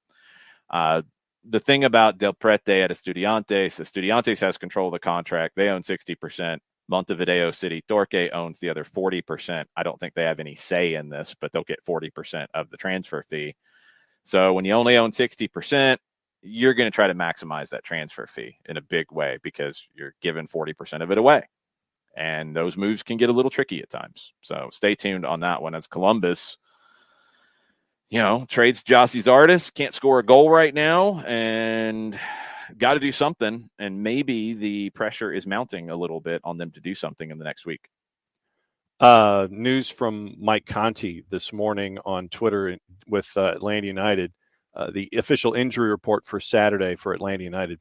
Santi Sosa, lower body. Caleb Wiley, lower body, now appear as questionable. Dom Dwyer with a leg. Mateus Osechi with a hamstring, also questionable for the match against Montreal. Yeah. Welcome to injury fun. Hopefully, those are very precautionary early on because, it's Thursday. The game is on Saturday. I believe generally the designations for the match notes are done on the Wednesday. It's a lot of time for things to change. Sosa would be the biggest miss of all of that because you just don't have, without Alonso, you don't have that automatic, that's who you plug in at the 6. So I don't know. That's the one that you hope he is able to go. But questionable right now. I don't know if that's precaution or not yet. Let's have to wait and see. Gonzalo Pineda will be speaking to the media today, so I'm sure we'll get a little more clarification on where things stand. Probably not answers, but maybe a little more clarification on it. And obviously no word, and I've checked the Miami Herald folks that are attached to covering the city of Miami. Nothing from them so far this morning about anything involving Inter Miami. Yeah, I'm surprised that there's not at least something like, hey, the meeting's going to start at this time. Hey, they're going to delay it again. Hey, I'm surprised there hasn't been anything out of them. Did they stay up late watching the game last night and they slept in? I don't know. It's crazy. But no, a couple of other things. If you subscribe to The Athletic, read the Sam Stejkal article. It is a great deep dive into all the different elements that are attached to this because there are a lot of moving parts. Yeah, it's complicated. He did a great job, I think, coming at it from the outside and trying to cut through the grandstanding on both sides of it and get to the heart of it. I thought he did a great job laying out the arguments for and against. And the propaganda video that you mentioned, interesting bedfellows there. The guy that put it together, for those that watch the ESPN 30 for 30s, the guy who created the U and U Part 2 was the guy who put it together. And the voice that you hear for the voice track is David Sansom, the old owner of the Marlins that was attached to the project and the build for the $2 billion, what folks are referring to as a $2 billion boondoggle, meaning Marlins Park. He was the former chairman of the Florida Marlins. And David Sansom is the guy who is on this propaganda video telling the city of Miami that they're going to get blanked if this goes through. So I guess the enemy of the enemy is my friend when you're putting things like this together sometimes. Yeah, and the blanked is a word that starts with F. You can figure it out. Yeah. So it was interesting there. And the 15,000 jobs that you mentioned, I think that part of having those 15,000 jobs projected is that in short order, those jobs would have a minimum of $15 an hour for those jobs. That's typical in any of these kinds of deals. And I think the one thing that comes up whenever it's a stadium and you have, I think, a lot of people who are no money to stadiums. But that kind of deal with like a certain number of jobs created and a certain pay rate attached to it, that happens in like any kind of economic development. That's typical if you're bringing, Mercedes-Benz to Atlanta, if you're bringing a Porsche factory to Atlanta, if you're allowing other land to be redeveloped into, what was like Atlantic Station, stuff like that. Like those are typical kinds of things. I think maybe because in the sports world, we don't really deal with that very much, that it's like, oh, well, that it should be guaranteed to be $17.50 per hour or whatever. Like that kind of stuff it happens all the time. Yeah. Like other developments happen all the time that are maybe not quite as big and definitely not as high profile. But these are the talking points. These are the negotiations that happen. It's like, no, we want 17,000 jobs. No, we can guarantee 15,000. No, it has to be 16,000. Okay, cool. Fist bump. That's the stuff that happens. And Jorge Mas went on national television in the pregame show for the Inter Miami Atlanta United match, and was with John Champion and Taylor Twellman, and was discussing the upcoming vote at the time. And he has said that, building the facility, and he was referring to Drive Pink. Obviously Fort Lauderdale has been fantastic for them. They were able to build this facility. You mentioned everything that you've seen with the infrastructure and how well a facility it is right there, but they need to be, in their mind, they need to be in this new place, because stadia these days, sorry, I was getting my Latin plural off and running this morning. Stadia aren't just that anymore. If you ask a guy like Jorge Mas, it is about the development and everything else around it, the multi-purpose, multi-use kinds of things. And so a lot of moving parts. And once again, I will say, one, follow your social media, especially down with the Miami Herald, about any kind of an update this morning or as the day goes on when it comes to this vote. Remember, it has to be a super majority for it to pass. It can't just be 3-2. It's got to be 4-1. And keep an eye on all of that stuff, and we'll see where it goes from here. But yes, Sam's read was it's a deep dive. It takes a little time to read, but it's a good read to examine all the different moving parts here. Yeah, and it's complicated, and there's a lot of internal politics in Miami that factor into this as well. So stay tuned. We'll keep you posted if we hear anything before we wrap up here in a few minutes. But do we have anything on the Twitch pitch you want to get to, John? Yeah, folks, in the CONCACAF Champions League discussion, we're discussing referees. And what are we discussing about referees? Will was asking, are Canadian MLS refs allowed to ref USA and Mexico international matches? He was curious about that. Internationals, yes, but not these games, because they work in MLS in the same league. So an international where it's U.S. versus Mexico, I think we've seen Drew Fisher on that game, for example. But this Drew Fisher works in Major League Soccer, so you're not going to put him on a Major League Soccer game, because the club games like this are tied to league participation more than just nationality, if that makes sense. And Byrne was discussing the refereeing situation in the Bundesliga. And he says he's seen some awful refereeing in the Bundesliga lately. It's almost like the older guard is retiring and the younger refs are just not ready for the challenge yet. All over the world, he's seeing this too. Development's massive. And you got 2 more refs in England that are retiring at the end of the season, I saw. That is just starting to come out today. So that's 2 more that you got to replace. And yeah, there has to be a plan. I think, maybe in the past you could just kind of do it and referees appeared out of thin air and yay. I don't think that's the case anymore. I think it's a little bit harder to do. And I think the job's harder, like the game's faster. You've got video assistant referees to deal with. You've got changes. You're starting to hear a little bit about the IFAB trial in Serie B of the new or proposed offside rule, of basically going from if any part of the body is offside, it's off, to if any part of the body is onside, it's on. And through, I want to say they've done 6 weeks of the trial. So you have like the time in the league prior to it to compare to the time with it. Goal scoring has gone up a little bit. I don't think by any crazy stretch. It's gone up like half a goal is what it looks like. And that's all I've seen from it so far. So like you add that into it. That's something that referees have to deal with. The rules seem to get tweaked every year. We still can't decide what a handball is. All of those kinds of things. So it's a tough job. And it needs proper development. It needs the work that Germany, the work that England, the work that the United States, and all the other countries in the world too. But those are 3 that I know of specifically that have invested time, money, brain power to coaching education and coaching development. Referees need that too. It's essential. And in some countries, it's needed more so than others. And in some regions, it's needed more so. CONCACAF is one, just because you're not going to get a lot of resources in Honduras, Guatemala, El Salvador, Jamaica, all of them, Belize. We can go through it.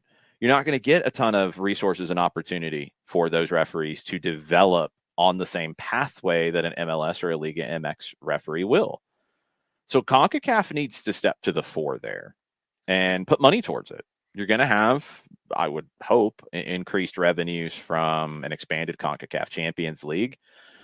Maybe if the expanded Copa America happens, as has been rumored as well at some point, where you do that again with CONCACAF and CONMEBOL. Those kinds of things, you got to carve out money from those to go to referee development, because this is what happens in these games. And look, ultimately, I don't think the referee last night did a horrendous job. There's always going to be an overreaction based off past history to a foul or a penalty being given against the MLS team in Mexico or a U.S. team in Mexico and national team play. There's always going to be an overreaction to it. It's a little bit trickier call than I think my gut reaction was to it last night, that first penalty, because of the second man coming in and the contact. I still think the attacker initiated all of the contact by charging in and then being dispossessed. I wouldn't have given it, but it's not a slam dunk call. And at times, I think it's too easy for us to jump to conclusions that every call is a slam dunk because we see it differently than the referee. It's a tough job. It's a tough job. I think ultimately the guy did a pretty good job last night. But you're putting referees who don't work in games with that level of intensity, with that level of pace, in those games on a regular basis. CONCACAF needs to create referee development process. Germany needs to for the Bundesliga. All the domestic, like the domestic federations have to. But here, I think CONCACAF really needs to take it to another level, because we know in some of these competitions, you're going to see issues because it's going to be a U.S.-based club, MLS, versus, or could be Toronto, could be Montreal, could be Vancouver, but a club from MLS against a Liga MX club very often in late stages of the CONCACAF Champions League. So that means you're going to be turning to other countries in CONCACAF for referees, and there's just not as many good ones. And there's the VAR is another aspect of it. You got to train the VARs up and get them ready, yep, and all of that. So there's a lot to do, but they have to create a plan to do it. And I hope that we're just not hearing about the plan very much. And I hope that the leadership of these organizations are thinking about it. I'm not 100% convinced they are. I really hope that they are. And I hope this is, domestically, I hope it's pro. I hope it's the U.S. Soccer Federation. And I hope CONCACAF is trying to figure out a way to get these refs more games that can help them prepare for these situations. No, and I love your idea of the exchange program. I mean, we've seen it with students going to other countries so they can sample what's going on when it comes to academics and learning and all that. I love your idea of the exchange program for these referees and for anyone that wants to, be in charge of all these kinds of decisions, so they can understand what's going on in other countries and be ready for it when they have situations like this. It's been done worldwide in different things. I didn't come up with it out of thin air. It's been done. I think U.S. refs have done it. I want to say it was done recently with CONMEBOL and UEFA. I might be wrong on that, but it's a plan that you can do. And, MLS mid-season games, you could do this with a couple of referees coming in and do it. Liga MX could commit to it. And as an exchange, you send a couple of your young referees down to go work those games in different environments that maybe are not as fast-paced, but the intensity is still going to be high. And it's a good opportunity. And you get maybe a little more understanding around the region of how games are going to be reffed around the region, because Liga MX referees do things differently than MLS referees. You do things differently than Costa Rican referees, et cetera, et cetera. In our discussion in the first hour of Jurgen Klopp and his new contract extension, according to David Ornstein, Byrne goes, 2026, just in time to take over the German national team after the World Cup. If he wants to, my guess is he'd take a little bit of time off, and then he could still jump into the German national team when they start qualifiers. Maybe after that, maybe you have a a 2-year interim or something, or at least a year interim where Jurgen can go on a sabbatical after the end of the 2025-26 season and take a year off. I think with any of those, like whether it's Jurgen, whether it's Pep, I think they take a sabbatical when their time is up at the clubs that they're at, because that's the only thing that's going to make them leave, is they're just going to need a break. And national team is a little bit of a break. It's very different. Maybe you can go straight into that. I think he'd probably take some time off and enjoy himself for a little bit of time, and then he can jump in when World Cup qualifying starts. Nations League, he can skip. Chelsea discussion.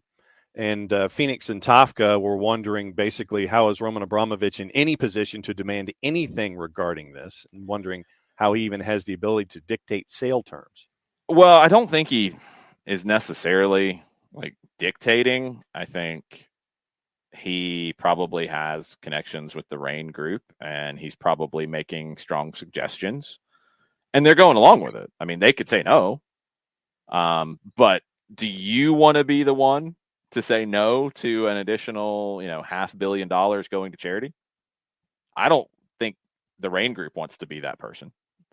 So, I mean, I'm not angry about it. I mean, honestly, if it goes the way that it should, and it sounds like it will, because Abramovich can't get the money, and this foundation is created and it's run separately. And if you're talking to the UN, I mean, you're talking to the right people to do it the right way. I'm not upset about it. It's weird that it comes up when it does. It's weird that it wasn't part of it initially, like that you had to fund the endowment of this foundation that needed to have X amount in it.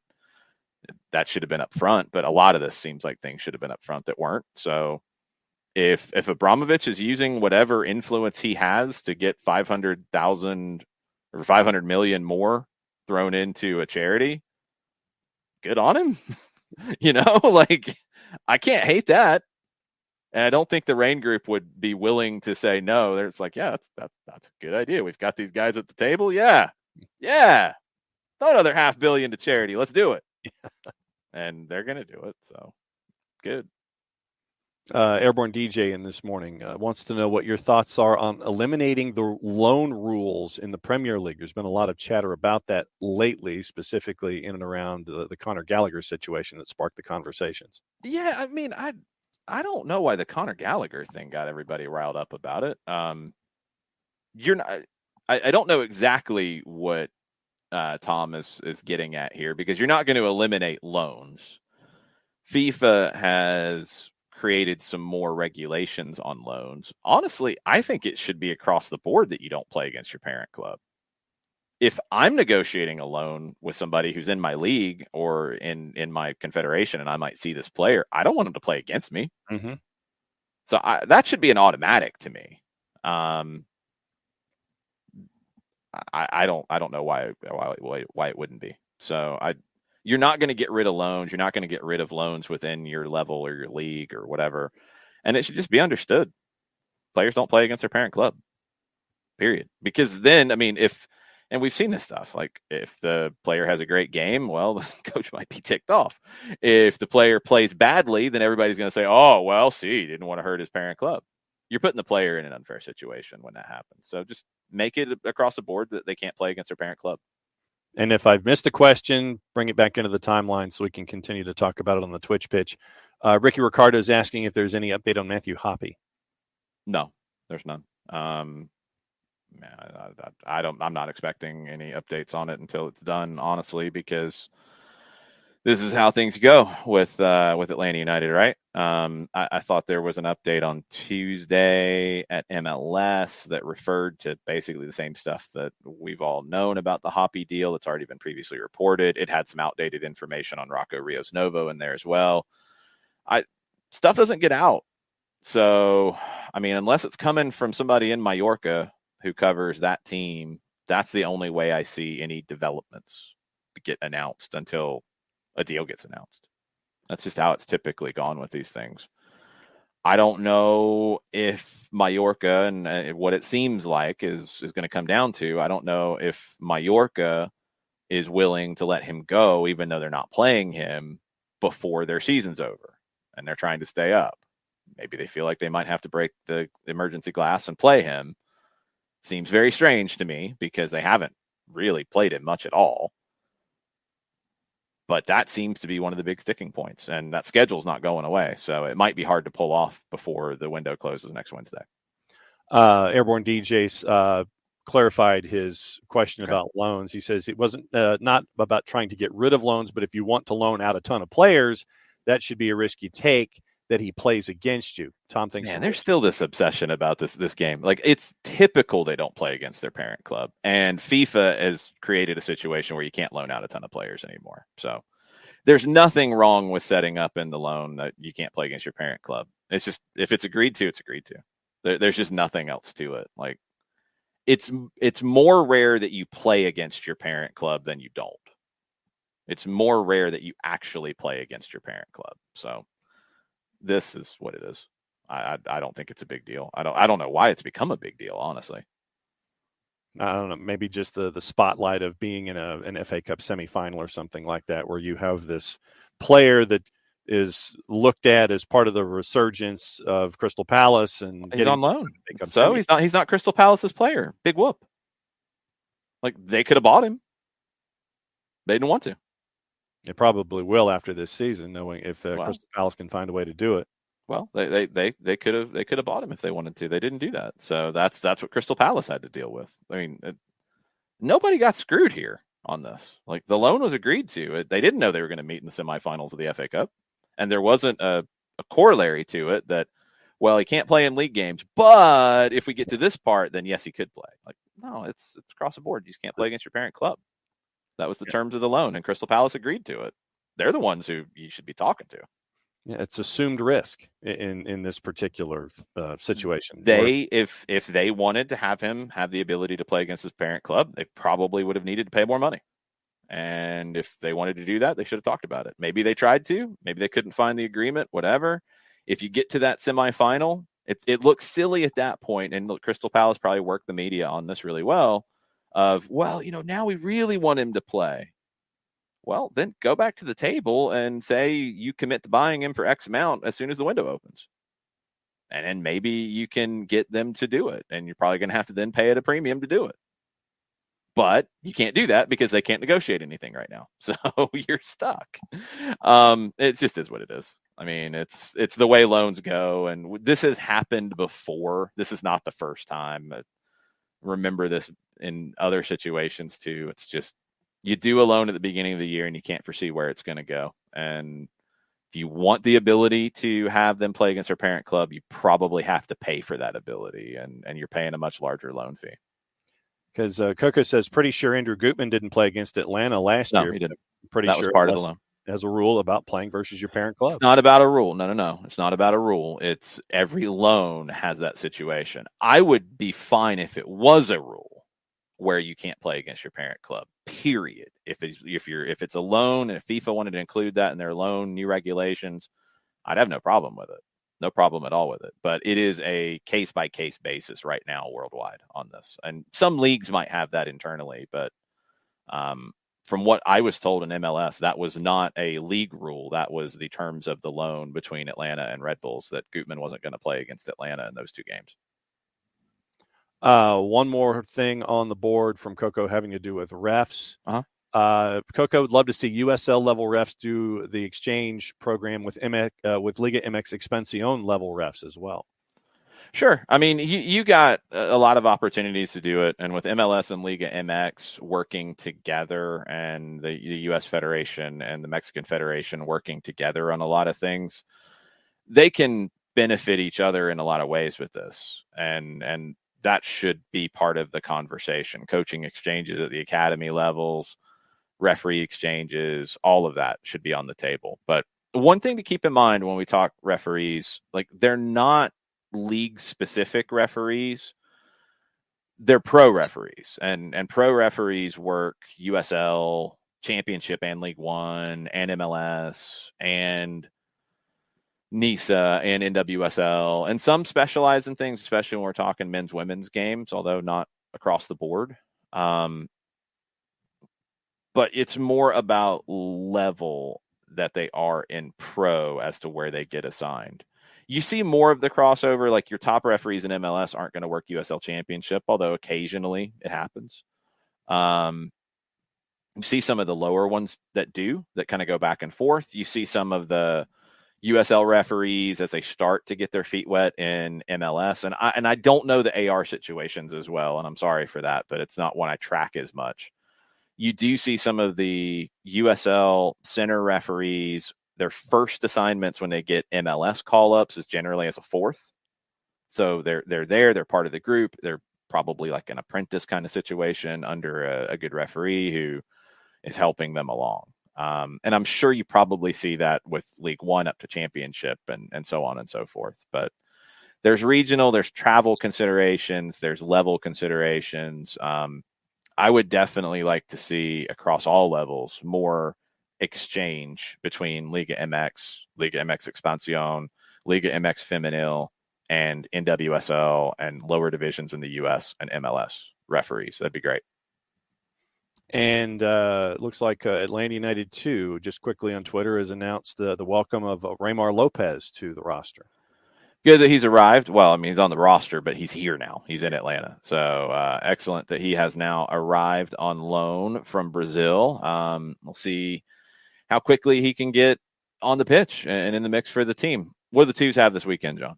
Twos are off this weekend. Next time they are up and running, it is midweek next week at home against Lou City. So they are done for the month of April, and they are back early for the month of May, midweek next week at the Fraction. So perfect timing to bring a new player in. You're not rushing them into a match. That's excellent.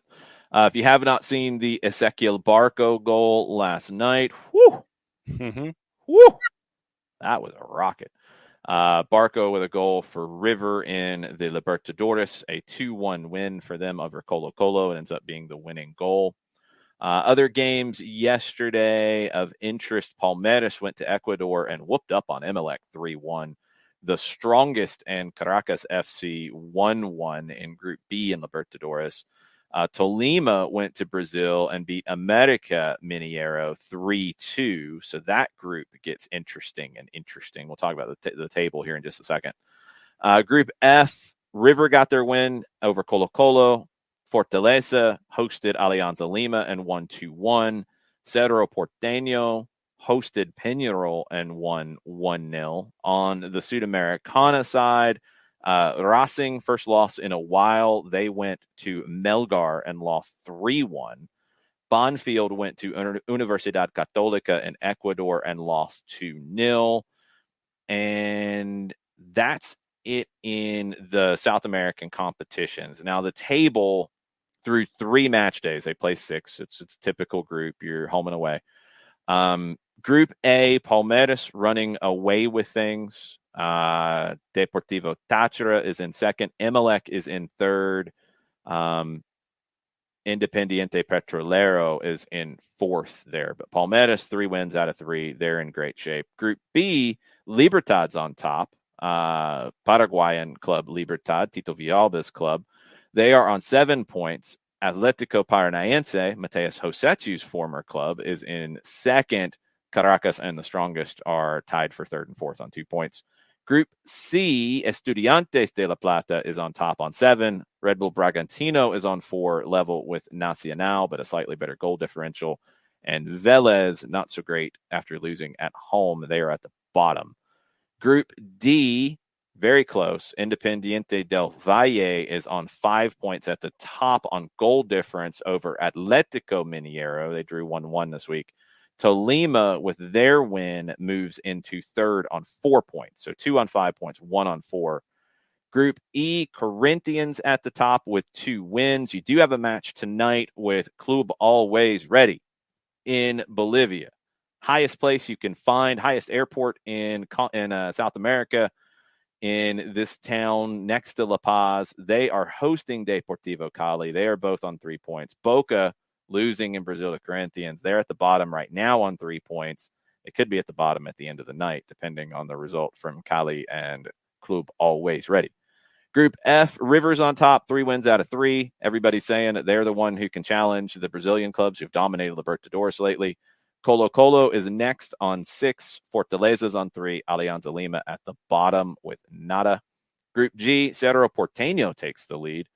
Colón is at Olympia tonight. Now, Colón is missing Pulga Rodriguez right now. They have other talented players. Facundo Farias becomes much more influential here, but no Pulga. It's going to be tricky for Colón on the road in Paraguay. They're next on 3 points, same goal differential as Peñarol, but Colón's played one less game. Olympia's only got 1 point so far. And Group H, the last one in Libertadores, Flamengo, who plays tonight at Universidad Católica, not the Ecuadorian variant, the other one. Flamengo's on the road there tonight at 6 o'clock. They're 2-0. Talleres has played 3 games. They've got 6 points as well. They hosted Sporting Cristal and won. Sporting Cristal has lost all 3 of their games. So halfway through the group stage, almost completely in South America, and the Libertadores drama is starting to take shape. Any final questions before we go? Not final questions, Final comments. Final comments. Ricky Ricardo on the Twitch pitch has posted the note from Nashville SC about the release for ticket availabilities for the U.S. Open Cup at Geodis on May 11th. General public are May the 5th. So you've got a little while before any kind of access for anybody that wants to get tickets for the Open Cup. I'm sure there will be for Atlanta supporters ways through Atlanta supporters groups to get that. I don't know what it will look like for like season ticket holders or through the club. That part I'm not 100% sure, but there will be ways to be specifically with Atlanta folks. And Scott Fowler at the Charlotte Observer has come out with an article this morning. David Tepper, no plans to move the team out of Charlotte, seriously considering a renovation to move the Carolina Panthers out of Charlotte. Yes. They're not going to move Charlotte FC that they just started out of Charlotte. Right now. We're soccer down here, John. I wanted to make sure that we were talking about the soccer team. Right. But seriously considering the renovation of Bank of America Stadium, prolonging the life for at least another decade rather than pushing for a new stadium immediately. Yeah, it's going to be a dance. I mean, there was talk when they first announced Charlotte FC that they would want to build a new stadium. Maybe not the political climate to pull it off right now. So they're going to dance this thing out, and they're not going to build a separate soccer stadium. He has always looked, even though he said his little things on the day they were announced about Atlanta. They've modeled that club after Atlanta United, and most ways, and good for them. That's fine. They've made their tweaks and they've made it work for them. But part of that is it's better for the overall business to have the soccer team in the big stadium with the football team that is owned by the same owner. That's what's better from a financial perspective. That's what helped get Mercedes-Benz done. It's ultimately, if Charlotte wants to get a stadium done, it's what will help do that. And if it's bigger renovations at Bank of America, it'll help them do that. So they're not going to build a separate stadium for Charlotte FC. That wouldn't make as much sense. No. Nick Kelly later in the article says that both the current stadium and any new stadium will be a Panthers' first venue with concerts and other events worked around the NFL team's schedule. I probably would have worded that a little bit differently, but Nick Kelly's not wearing the Charlotte FC hat as much anymore. Word of advice, next time, say it is a joint stadium. That was what really was a smart play that Arthur Blank did from day one. Never made Mercedes-Benz Stadium a Falcon Stadium first. It was for both of his teams. And that was the way it was constructed. And that was the way it was promoted. And that was the way it was advertised. Falcons, Atlanta United, same level, right next to each other. It wasn't one here, one here. So somebody might want to slip that memo to Nick Kelly. Yeah. Because that's not going to make some people happy, even though, look, we know the business of it. If the NFL team is doing well and drawing full venue, then yeah, they're probably going to make more money, but they don't have as many dates. That's the trade-off, right? That's why it needs to be a joint stadium. And yeah, you're going to work around the NFL schedule first because there's fewer games. It's a little bit harder the NFL team's not playing on Tuesday. You know what I mean? Like, you got to work around that just from a scheduling priority issue. That's fine. You don't have to say it that way, Nick. You got to think about the full business here, my friend. Yeah. Plan is to still have both. If they eventually do build a new stadium, in the Fowler article, Fowler writes. What I said, yeah. Yeah. Plan is to still have both and play their games there rather than to build that separate soccer-specific stadium, which led to the Kelly quote about Panthers' first venue. Yeah, that's a really bad quote. That's really bad PR. But yes, they were never going to build a separate soccer stadium. That was never part of it. And this has been talked about before. This is not news. Just it's being talked about again. But yeah, that's not a smart PR quote there from Nick Kelly. That's not the way you play it. You don't have to say that. It's understood. You're going to schedule around the NFL games first because there's fewer of them and they're more limited in when they can be played. So you get them in the schedule, you get those knocked out, and you work your soccer schedule around it. And yes, they're in tandem. But if the NFL team needs to be there on a Sunday, okay, then the soccer team's got to play Saturday, or maybe that's a week they're on the road. It's not that difficult, and you don't have to say it the way that he did. Because we know how people get. Even though we do have to be realistic, and the NFL is one of the biggest sports leagues in the world. It's bigger than MLS. That's okay. But you can portray things a little bit better if you're Nick Kelly. But that's it. There you go.